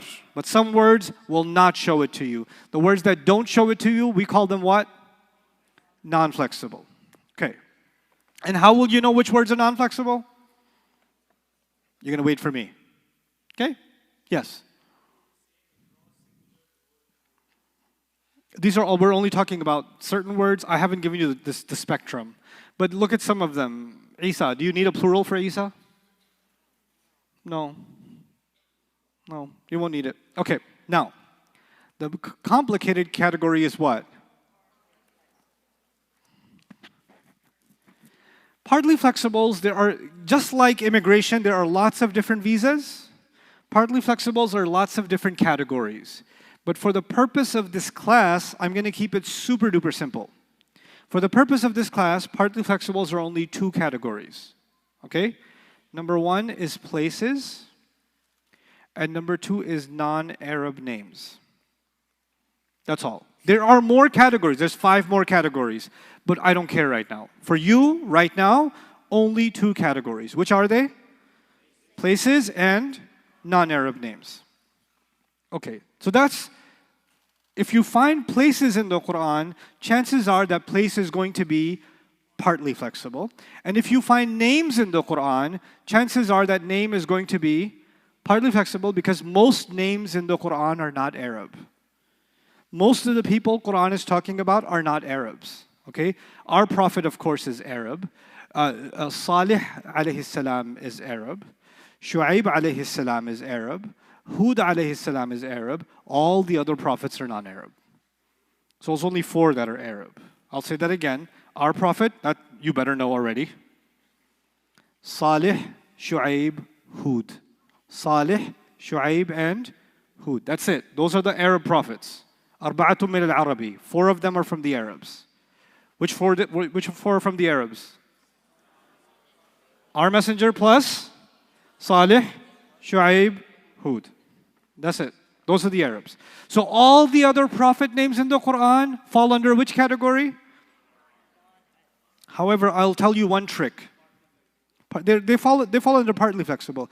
But some names end with alif. Some names end with what? Yahya, Musa, Isa, right? Yusha, right? There's names, Yusha is not in the Quran, but names, sometimes they end with what? Alif. When they end with alif, even though they're foreign names, they drop to the 3rd category. What's the 3rd category? Non-flexible. Because Musa, you can't do anything with it. Musa, Musa, Musa. Isa, Isa, Isa. Yahya, Yahya, Yahya. Names that end with alif have an additional problem, so they become non-flexible. But I'll explain what partly flexible means. Yes? Musa will always be non-flexible. Musay. You haven't heard Musi, you've heard Musay. That's a qira'ah difference. It's a pronunciation difference, not a grammar difference. Yeah. So in some qira'at of the Quran, you hear Musay, right, instead of Musa. But that's not because it's flexible. It's just in that qira'ah, the rafa', nasab, and jar is all Musay. Okay? So it's still non-flexible. But let me tell you what this is. Give me an Arab prophet's name. Okay. Salihun. Salih. Nasab version of Salih? Salihan. And jar version of Salih? Good job. Now, give me a non-Arab prophet's name. Okay, Ibrahim, I'll take it. Ibrahim. Ibrahim is not Arab. If Ibrahim was Arab, then all his kids would be Arab. Then we wouldn't be having a problem. I'm just saying. Okay? Ibrahim alayhi salam is the father of the Arabs. He's the patriarch of the Arabs and of the non-Arabs. Right? So, we are going to talk about Ibrahim alayhi salam as if it is a non-Arab name. You with me? Okay, now watch this. The Rafa version of Ibrahim is Ibrahimu. What is it? Do you notice the difference? Non-Arab names do not have the right to be heavy. It's an Arab immigration policy. Non-Arab names cannot eat that much. They have to stay light. If it's a non-Arab name, you cannot say Ibrahimun. Can't do it. Not allowed. Sorry. Policy is policy. You don't have citizenship, you don't get tanween. Okay? Ibrahimu. Okay, can you help me with the nasab version? Yeah. Ibrahima. Because I was going to say Ibrahima, and the Arab grammar police came and said, wait. Hold on, sir. You're not Arab. If you're not Arab, we don't let you have our un and in. That's only for the Arabs, my friend. So Ibrahima. I used to have a friend in college. His name was Ibrahim. He was Moroccan. And you say, Ismuk غير Arabi. Your name is not Arab. You say, مش تقول في القرآن. It's in the Quran. Arabi. I was like, غير عربي. عجمي أنت. عجمي. I was an Islamic troll in college. So the Rafa version is Ibrahimu. The Nasab version is what? Ibrahima. Already, do you notice the difference between Salihun and Salihan and Ibrahimu and Ibrahima? Now we get to what version? Their version. Take a guess. They were going to say Ibrahimi. Let me tell you something about the E sound. The E sound looks like you're smiling. E. And Arabs said, we don't like immigrants smiling. You can't have E. You know what? Learn to share with Nasab. Ibrahima. The Rafa version of Ibrahim is Ibrahimu. The Nasab version is Ibrahima. And the Jar version is also Ibrahima. There is no such thing as what? Ibrahimi. Okay? Let's try Shu'aib. Who would like to try Shu'aib? Yes, young man? Shu'aibun or Shu'aibu? Shu'aibun? Shu'aiban? Shu'aib. Why? Why are you giving all these rights to Shu'aib? Arab. Our messenger, sallallahu alaihi wasallam. Actually, before we get to our messenger, Yusuf. Such a great surah in the Quran. What do we do with Yusuf? Arab or non-Arab? What you gonna do? Yusufu? Yusufa in Nasib and in Jar. Yusufa. Can't do Yusufi. Not allowed. Okay. Let's take it way back. Let's go old school. Adamu or Adamun? Sorry, Dad, you're not Arab. Adamu. Nasab version? Adama. Jar version? Adama.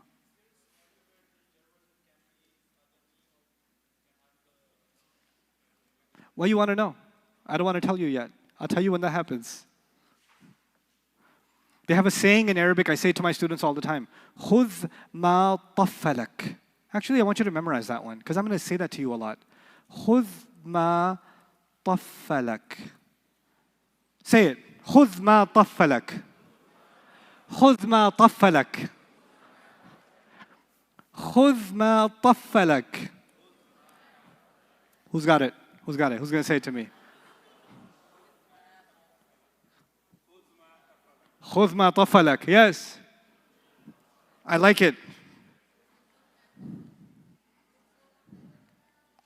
Nicely done. Okay, you go to somebody's house. They have a big round table for dinner, and they got food. And in front of you, there's some chicken. But on the other side, there's some lamb, right? And you get your plate, and you don't want the chicken. What do you want? So you stick your armpit in the chicken, and your mom slaps your hand and says, خُذْ مَا طَفَّلَكَ. Take what is what? In front of you. I'm going to say that to you a lot, because I'll be teaching you one thing. You'll say, but one day, will there be a new rule that breaks this rule? Can you tell me about that right now? And I'm going to say what? خُذْ مَا طَفَّلَكَ, and you'll feel the burn on your wrist.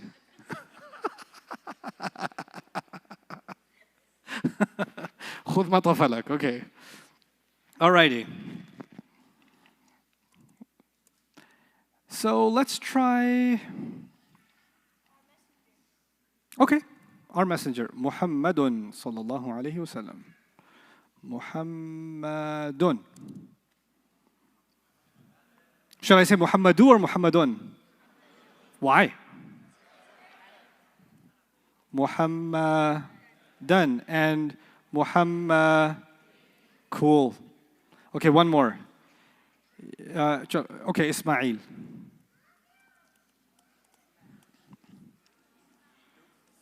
Ismailu. Nasab version. Ismaila. Ismaila. Very nice. Ismailu. Ismaila. Ismaila. Okay. Makkah. رفع نصب جار. مكة. مكة. مكة. Wrong. Let me take you up. What did I say? Places and non-Arabs. Is Makkah a place? Aha. And so what are we going to do with Makkah? Makkah to, but it's an Arab place. Did I say it has to be an Arab place? No, I just said it has to be a place. So, Makkah ta and Makkah ta.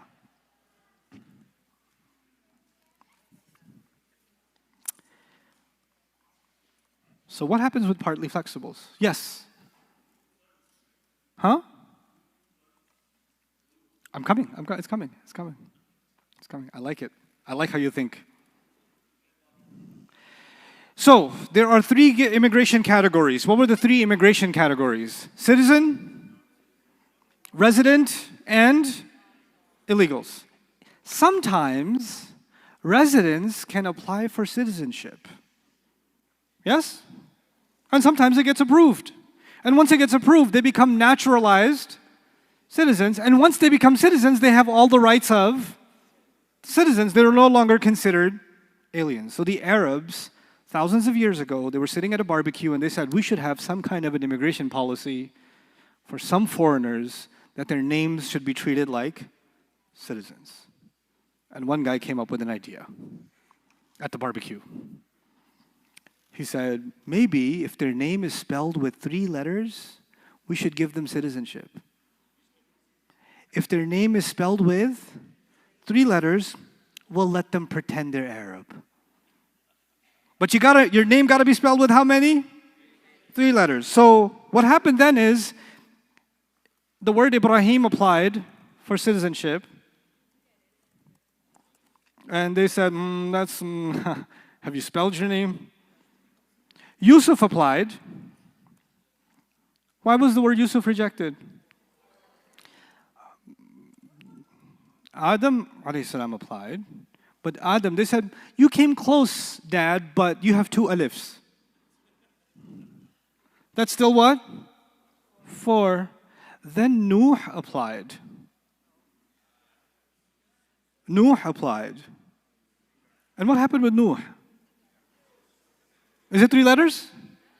They said, sir, you've been through enough. We offer you full citizenship. The Rafa version of Nuh, as opposed to all the other foreign names, is what? Nuhun, Nuhan, and Nuh. Not because Nuh is an Arab, but because Nuh is spelled with 3 letters. If you have a problem with this immigration policy, I will issue you the fax number for the Saudi embassy. You can contact them for why they did this thousands of years ago, but it's too late. It's already done. That's the policy. Then came some other prophets that said, hey, maybe we should take advantage of this program, citizenship program. Yaqub, yes or no? No, sorry, Yaquba. Maryam said, okay, I'm pretty sure they're going to consider me, Maryamu. No? Why not? How many letters? And then came Lut. 3 letters? What did the Arabs do? Alrighty. Lutan. Just like citizens. So, we've got 3 categories. Citizen, resident, alien. Citizen means Muslimun, Musliman, Muslimin, everything we learned. The middle category has many, but I only told you about 2 of them. Which 2 of them? Places and non-Arabs. Places and non-Arabs.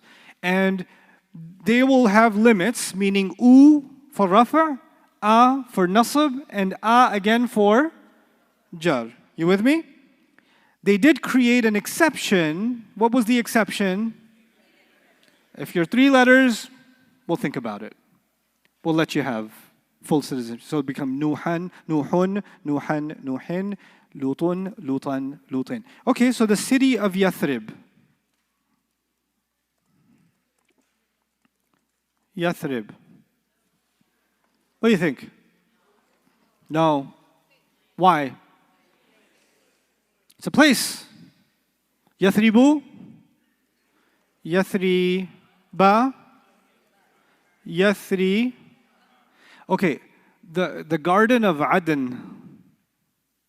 Eden, the Garden of Eden, the Garden of Aden. It's a place, but it is 3 letters, isn't it? So they said, yeah, we do this with foreigners. We could do it with a place too. If you're a place, but you have how many? We'll let you get away with it. So what did they do with Aden? I'm coming to your question. And, yeah. Oh, you say, why not Makkah then? And Makkah filed a complaint. You gave Aden, but you didn't give Makkah. They say, sir, there's 2 kafs. It's not Makkah, it's Makkah. It's 2 kafs. You're 4 letters. Fine. Okay? Medina is not even a name. Medina is an Arabic word. It means city. Yathrib is the name. Okay? Okay. So now let's write some things. Actually, let's look at your notes and see if the notes make sense to you now. Go to flexibility, page 9. It says there are 3 categories of flexibility. Is that clear already? Then it says fully flexible. And then it says most isms are fully flexible. Is that clear? Then it says they can be heavy or light because they have all the rights. They want to be light, they can be light. They want to be heavy, they can be heavy. They can show all statuses, rafa or nasab or jar. Sounds, combinations. Basically, fully flexible means you can use the entire Muslim chart on page 6. That's what that means. Okay? Then we get to non-flexible, the extreme. The extreme opposite. What do we learn about non-flexibles? They only have one form. Isa, Isa, Isa. Huda, Huda, Huda. Remember? One form, no changes. Looks the same in all statuses. Some words that are non-flexible are words ending with alif, like dunya and Musa. So dunya, dunya, dunya, Musa, Musa, Musa. And all ism mawsul. You don't know what ism mawsul are. We can skip this part because we don't know that yet. We can go over to partly flexible. We'll come back and understand that in a couple of days. But for now, we can go to partly flexible. What's the first limitation on partly flexible? They cannot be heavy. And they cannot take a kasra. Kasra means what sound? E sound. They cannot take kasra at the end. It has two forms. One for rafa and one for nasab and jar. Does that make sense? Yusufu is for rafa and Yusufa is both for nasab and for. So if you see Yusufa in the Quran, what's your answer? It could be nasab, could be? Excellent. Excellent. Yeah.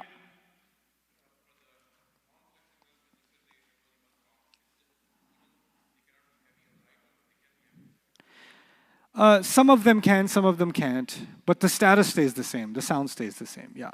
They can be, some non-flexibles can be heavy and light, others can't, but that's not a really important question for them. The more important question for them is, can they actually show the ending change? They can't really show the ending change. Okay? Let's do this. Are the following words fully flexible, partly flexible, or non-flexible? Let's do this exercise together. Number 1, Musa. Can somebody explain why this is non-flexible? You're right, it is non-flexible. No, non-Arab names are partly flexible. You said non-flexible.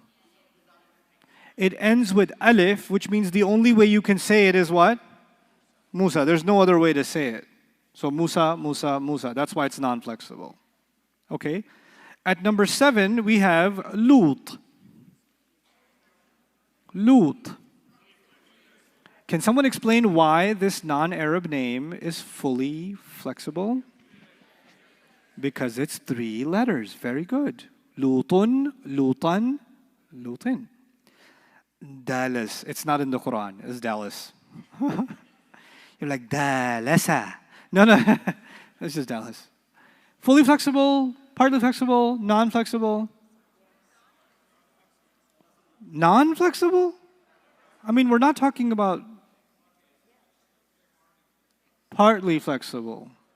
Because places and foreigners are partly flexible. This is a place, so it's partly flexible. Which means the rafa', nasab, and jar version are what? The rafa version? Dalasu. Nasab version? Dalasa. Jar version? Dalasa. It'am means to feeding. It'am means feeding. Is that an Arabic word? Is that a general Arabic word? What should we assume about general Arabic words? Fully flexible. So give me the rafa', nasab, and jar. It'amun, it'aman, it'amin. Because remember, normally a word should be heavy. You have to have a reason to make it what? Light. Rabb. I'm not going to help you.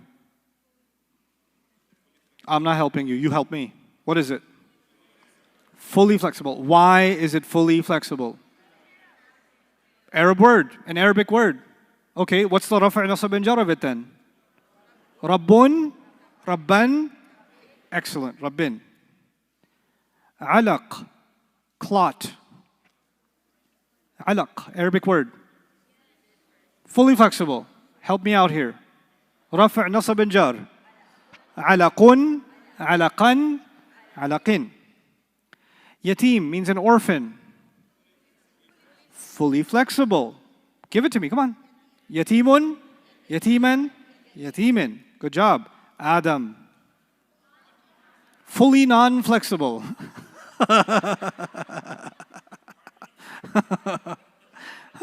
Full of naan.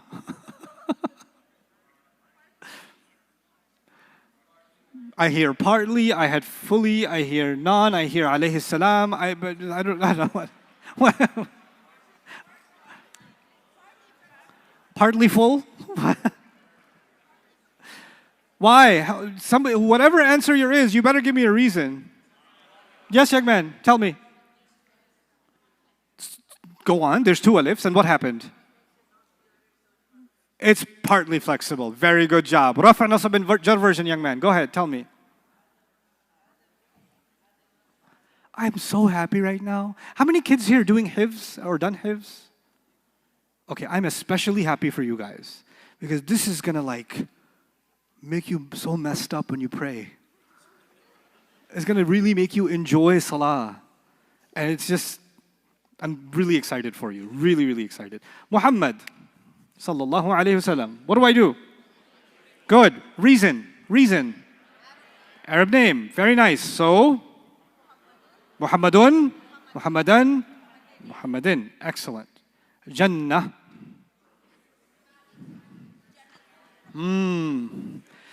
Let me help you before you get a headache. Jannah means garden. Wait. Jannah means what?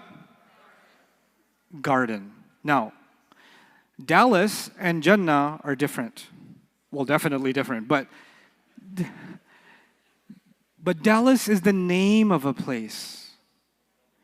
But Jannah is the word for a place. It's not the name of a place. School, is that the name of a place or the word for a place? It's the word for a place. University, is that the name of a place or the word for a place? Masjid, is that the name or word? The partly flexible thing is not about words. It's about what? Names. With that in mind, is Jannah a word or a name? It's a word. It's actually a word. It's not a name. It's actually a word. And because it's a word, it's just another Arabic word. Somebody can have a Jannah in their backyard, technically. Okay, Surah Al-Kahf, a guy owned 2 Jannahs. He had Jannatain, Aini, 2. Pretty cool. He had 2 Jannatain. So Jannah is just a word for what? Gardens, which means this is what kind of flexibility? So give me the rafa', nasab, and jar. Now tell me about this word. Is it wearing a hijab at the end, this word? Which means which chart does it follow? Jannatun, Jannatan, Jannatin, Jannatani, Jannataini, Jannataini. Now, the Muslimatun chart was Muslimatun, Muslimatin, Muslimatin. What should this be? Jannatun, Jannatin, Jannatin, Tajri min tahtiha al-anhar. That's why you hear that all the time. Okay? That's the feminine plural. Yeah. There's no such thing as a foolish question. So we say the garden. I'll on it. Yeah. Yusuf. Non-partly? Partly non? Give me rafa' nasab and jar. Yusufu. Yusufa. Yusufa. Safina. It means ship. It just means ship. What do you think? A regular Arabic word, so Safinatun, Safinatan, Safinatin. Qalam. Qalam is what? You know, I haven't told you a single joke in this class. That's a violation. I have to do 2 things in this class. I have to at least tell 1 joke, and I have to at least share something about the Quran. And I've done neither of those, and it's already day 2. Partly none. That was a joke, but not really. I need to use one of my jokes that I use for years, and I don't get tired of saying the same joke over and over again, and I'm going to victimize you with the same joke. True story. Back in India, before the partition, the British ran the education system. And they imposed their education system on Muslims and Hindus and Sikhs. We're all going through the same education system. And they used to have a class where the Muslims can learn some Arabic. And they used to have a class where the Hindus can learn some Sanskrit, their religious language, right? And the Chancellor of Education from England came to, you know how sometimes these government officials come, they audit the school, and they want to come into the class and see what you're teaching, right? So the Chancellor came, and he was going to visit the Muslim classroom, he was going to visit also the Hindu classroom. So he went to the Hindu classroom first, where they were teaching Sanskrit, right? And he said, so what do you teach here? And he said, we teach Sanskrit, sir. So he said, have 2 of your students make a conversation with each other in what? Sanskrit. He said, no, no, no, no. We learned the grammar of Sanskrit. We learned the verb conjugations. We learned how the nouns work so they can read the ancient book. We don't speak Sanskrit. We just learned the grammar of it. And he said, you're teaching a language and all you teach is the grammar? This is useless. This program is canceled. You're fired. The Chancellor was going to come where next? What is the Arabic teacher doing? The same thing I'm doing with you. If I told you to have a conversation right now with each other, what are you going to say? Muslimun, Musliman, Muslimin? So the Arabic teacher sent one of his kids as a spy to the Sanskrit class to see what the Chancellor is going to say, and he came back to report. They said grammar, and the guy got fired. So they had to prepare. They had like 30 seconds to prepare before the Chancellor showed up and came into the class. And he said, what do you teach here? Sir, we teach Arabic here. And he said, okay, well, have 2 of your students make conversation with each other in class. So the teacher said, Abdullah, Zakaria, begin. And Abdullah said, A'udhu billahi minash shaitanir rajim. And Zakaria said, Bismillahir Rahmanir Rahim. Qul huwa Allahu ahad, Allahu samad. Lam yalid, wa lam yulad, wa lam yakul lahu kufuwan ahad.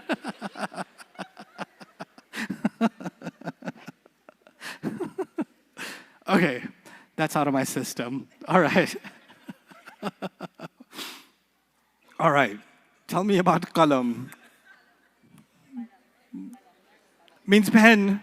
So therefore, qalamun, qalaman, qalamin. Nar. Nar means summer in Texas.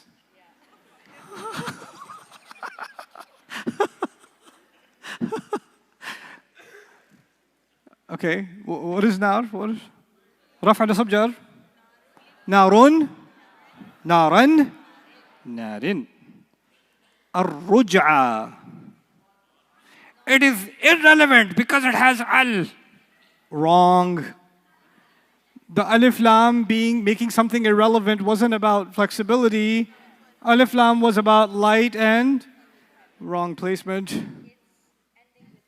It ends with, what do you think are the 3 ways of saying ar-ruj'a? Ar-ruj'a, ar-ruj'a, ar-ruj'a, which makes this non-flexible. Very nice. Okay. This is, by the way, these 3 days are the hardest 3 days of the Arabic class. You're in the hardest part, and you're doing good. Ibrahim. Ibrahimu. Ibrahima. Ibrahima. Excellent. Rasul. Give me. Rafa nasab jar. Rasulun. Rasulan. Rasulin. Because it's fully flexible. Musaytir. Controller. Musaytirun. Musaytiran. Musaytirin. Sahib. Companion. Sahibun. Sahiban. Sahibin. Isa. What did you say? Jesus. What? Okay, I'm kidding. Isa. Isa. Isa. Non-flexible. Rahma. Oh, actually, should I go for? No, yeah. Rahma. Arabic word? Rahma. Rahmatun, rahmatan, rahmatin. Masjid. But it's a place. But it's a place. It's the word for a place, not the name of a place. Good. Masjidun, masjidan, masjidin. Fir'aun. Partly flexible? Why is he partly flexible? Non-Arab name. Non-Arab name. So the rafa' nasab and jar of Fir'aun. Fir'aunu, Fir'auna, Fir'auna. Al-untha. Why is it non-flexible, everyone? Ends with alif. Love it. So give me the three. Al-untha, al-untha, al-untha. Wonderful. Lahab, flame. Fully flexible. Lahabun, lahaban, lahabin. Good job. Okay. Yesterday I made you memorize something. What did I make you memorize? Give me. Muslimun, Musliman, Muslimin, Muslimani, Muslimaini, Muslimaini, Muslimuna, Muslimina, Muslimina, Muslimatun, Muslimatan, Muslimatin, Muslimatani, Muslimataini, Muslimataini, Muslimatun, Muslimatin, Muslimatin. You must know this so well. Now when you have, some of you have Arab friends, they say, oh, you take the Arabic class? What you learn it? Ah? And you say, oh yeah? Muslimun, Musliman, Muslimin, Muslimani, Muslimaini, Muslimaini, Muslimuna, Muslimina, Muslimina, Muslimatun, Muslimatan, Muslimatin, Muslimatani, Muslimataini, Muslimataini, Muslimatun, Muslimatin, Muslimatin, Aqim as-salah. Right? That's what you gotta do. And you shouldn't just do this with Muslim. You should do this with everything. Your friend calls you and says, hey man, you want to play some ball? You're like, yes. Balun, balun, balin, balani, balani, balani, baluna, balina, balina, balatun, balatan, balatin, balatani, balatani, balatani, balatun, balatin, balatin. Do it so many times, it gets nailed in your head. This is the only homework I give you. Know some of these things, you have to know them. Whatever word. Do it, and do it. So it's grilled in your head. Singular, pair, plural, rafa, nasab, jar, masculine, feminine. It's stuck in your head.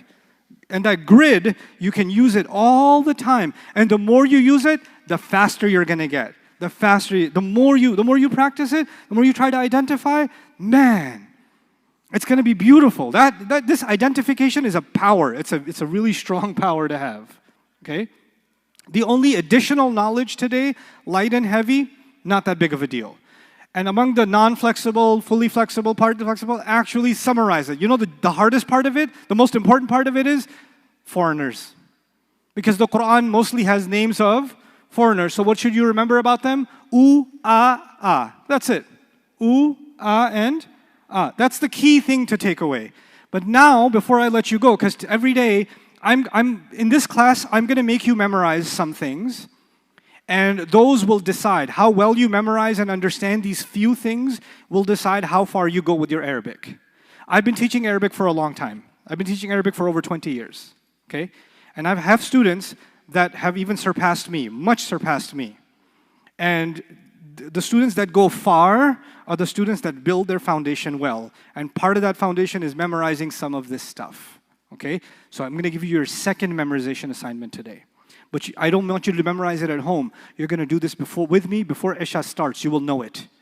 Every one of you. I don't care if you're 70 years old or 700 years old. I don't care. I don't care if you're 7 years old or 5 years old. I don't care. Listen to me. Don't be intimidated. Just listen and repeat. Huwa, huma, hum. Huwa, huma, hum. Huwa, huma, hum. Huwa, huma, hum. Out loud. Some of you are rolling your eyes so hard they could fall out of your sockets. Huwa, huma, hum. Don't say huma, huma, huma. I said huwa, huma, hum. Huwa, huma, hum. Huwa, huma, hum. Huwa, huma, hum. Huwa, huma, hum. Huwa, huma, hum. Huwa, huma, hum. Got it? Okay. Hiya, homa, hunna. Hiya, homa, hunna. Hiya, homa, hunna. Huwa, homa, hom. Hiya, homa, hunna. Huwa, homa, hom. Hiya, homa, hunna. 5 times. Huwa, homa, hom. Hiya, homa. No, show it on the screen. Show it on the screen. Huwa, homa, hom. Hiya, homa, hunna. That's 1. Huwa, homa, hom. Hiya, homa, hunna. 2. Huwa, homa, hom. Hiya, homa, hunna. 3. Huwa, homa, hom. Hiya, homa, hunna. 4. Huwa, homa, hom. Hiya, homa, hunna. 5. Now without looking.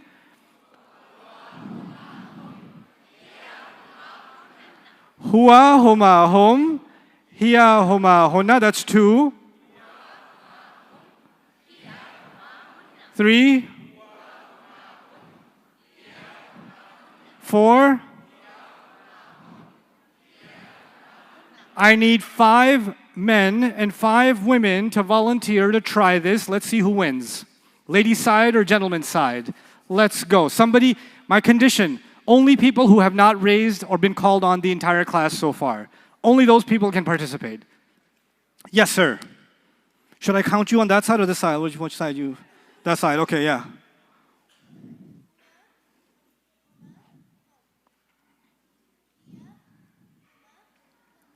Huwa, huma, hom, hiya, homa, na. Excellent. Can you, volunteers, can you grab a mic, please?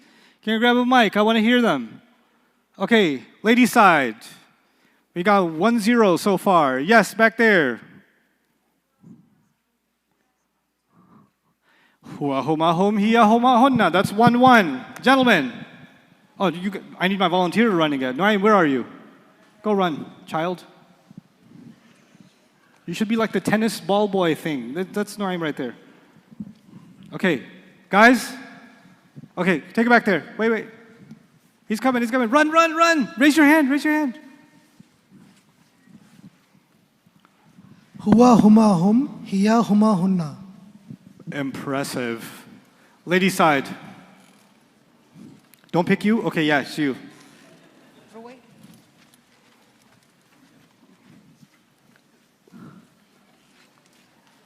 Finish crying and then... Yeah, take her. This is the one who's hiding. Yeah, go get her. Yep, she's on the floor, just trying to get under the chair somehow. That's the one. Yep. There you go. There's the mic. Oh, the mic. This is recorded forever on the internet. You'll be like, everybody will remember this. They will play this at your wedding one day. Come on. Okay. Hiya, huma, hun. Very feminine of you. However, we don't start with hiya. Sorry.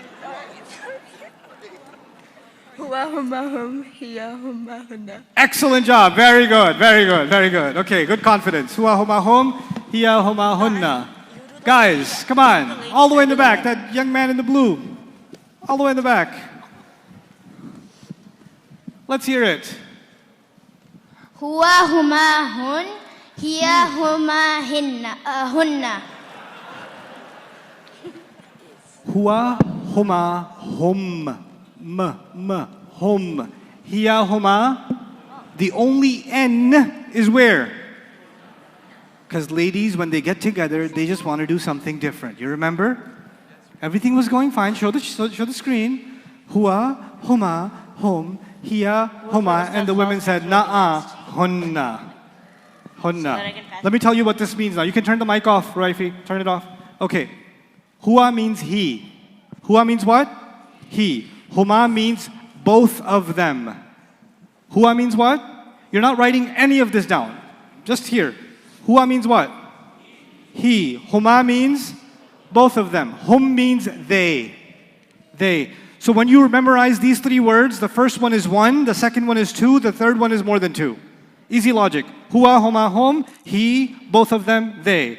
The second line is feminine. Hiya, she, homa, both of them, meaning both of those ladies. And then hunna, them ladies. Okay? We don't have a they for ladies. Some people call it deshi.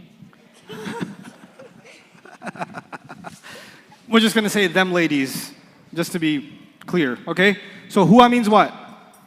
he, huma, both of them, hum, hiya, she, huma, both of them, hunna. What did I say? What bad English did I give you? I didn't say deshi. I made fun of deshi. All the deshis always do this. Them ladies. Them ladies. Okay? Okay, now. Let's say if you remember it. Huwa, huma, hum. Hiya, huma, hunna. Listen again. Anta, antuma, antum. Anta, antuma, antum. Anta, antuma, antum. 5 times. Anta, antuma, antum. Anta, antuma, antum. Anta, antuma, antum. Anta, antuma, antum. Anta, antuma, antum. Anta, antuma, antum. Huwa, huma, hum. Hiya, huma, hunna. Anta, antuma, antum. Okay, anta, antuma, and antum. Okay? Now, from the top, who's got it? Huwa, huma, hum. Hiya, huma, hunna. Anta, antuma, antum. Next line, quickly. Anti, antuma, antunna. Anti, antuma, antunna. You may look at page 18 now. Anti, antuma, antunna. Anti, antuma, antunna. From the beginning, read it with me. Huwa, huma, hum. Hiya, huma, hunna. Anta, antuma, antum. Anti, antuma, antunna. Once again. Huwa, huma, hum. Hiya, huma, hunna. Anta, antuma, antum. Anti, antuma, antunna. Say it to each other right now. You have 30 seconds. Come on. From memory. Try it.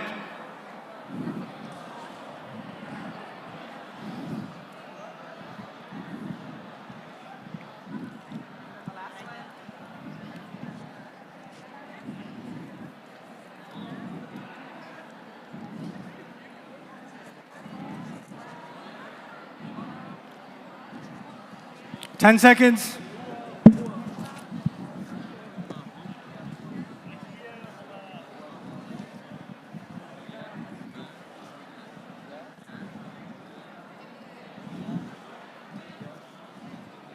Okay, time's up.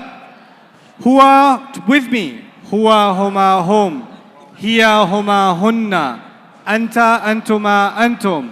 Anti, antuma, antunna. Last 2. Ana, nahnu. Ana, nahnu. Anta means you. Anta means what? You. Antuma means, what happens every time you have 3 words? What happens every time? 1, 2, and 3. So if you know the first one, you can tell what the other 2 mean. Anta means you. So antuma means both of you. Antum means all of you. Anti means, very good, Yushi. Yes, Yushi. Like Mario. Yes, Yushi, Mitsu. Yes. Shiu. I don't know what else. It's the feminine you. We don't have a word for it. Okay? So it's the feminine you. We're going to call it Shiu. I don't know what to do. Yushi. I give up. I've been doing this for 20 years. Yushi has stuck. And I don't even come up with it. Somebody always says, Yushi. So Yushi it is. Anti, Yushi, Antuma, Yutushi. And Antunna, y'all ladies. Y'all ladies. Okay? Ana means what? Ana means I, it works for man or woman, and nahnu means we. Tomorrow when you come, if you have a question tomorrow, and you will, whenever you have a question, you'll say, Assalamu alaikum, huwa huma hum, hiya huma hunna, anta antuma antum, anti antuma antunna, ana nahnu. I have a question. That's what you're going to do. Because you will know page 6. You will know page 6 like it's your social security number. And you will know page 18 like it's your date of birth. You will know it. After Salah today, some people will be sitting doing Subhanallah, Subhanallah, Subhanallah. You'll be doing Huwa huma hum, Hiya huma hunna, Anta antuma antum, Anti antuma antunna, Ana. You will do this. You will memorize these 2 perfectly before we meet in class tomorrow. Enjoy your time off and make dua that we make the most of this program together. Barakallahu li wa lakum. Assalamu alaikum wa rahmatullah.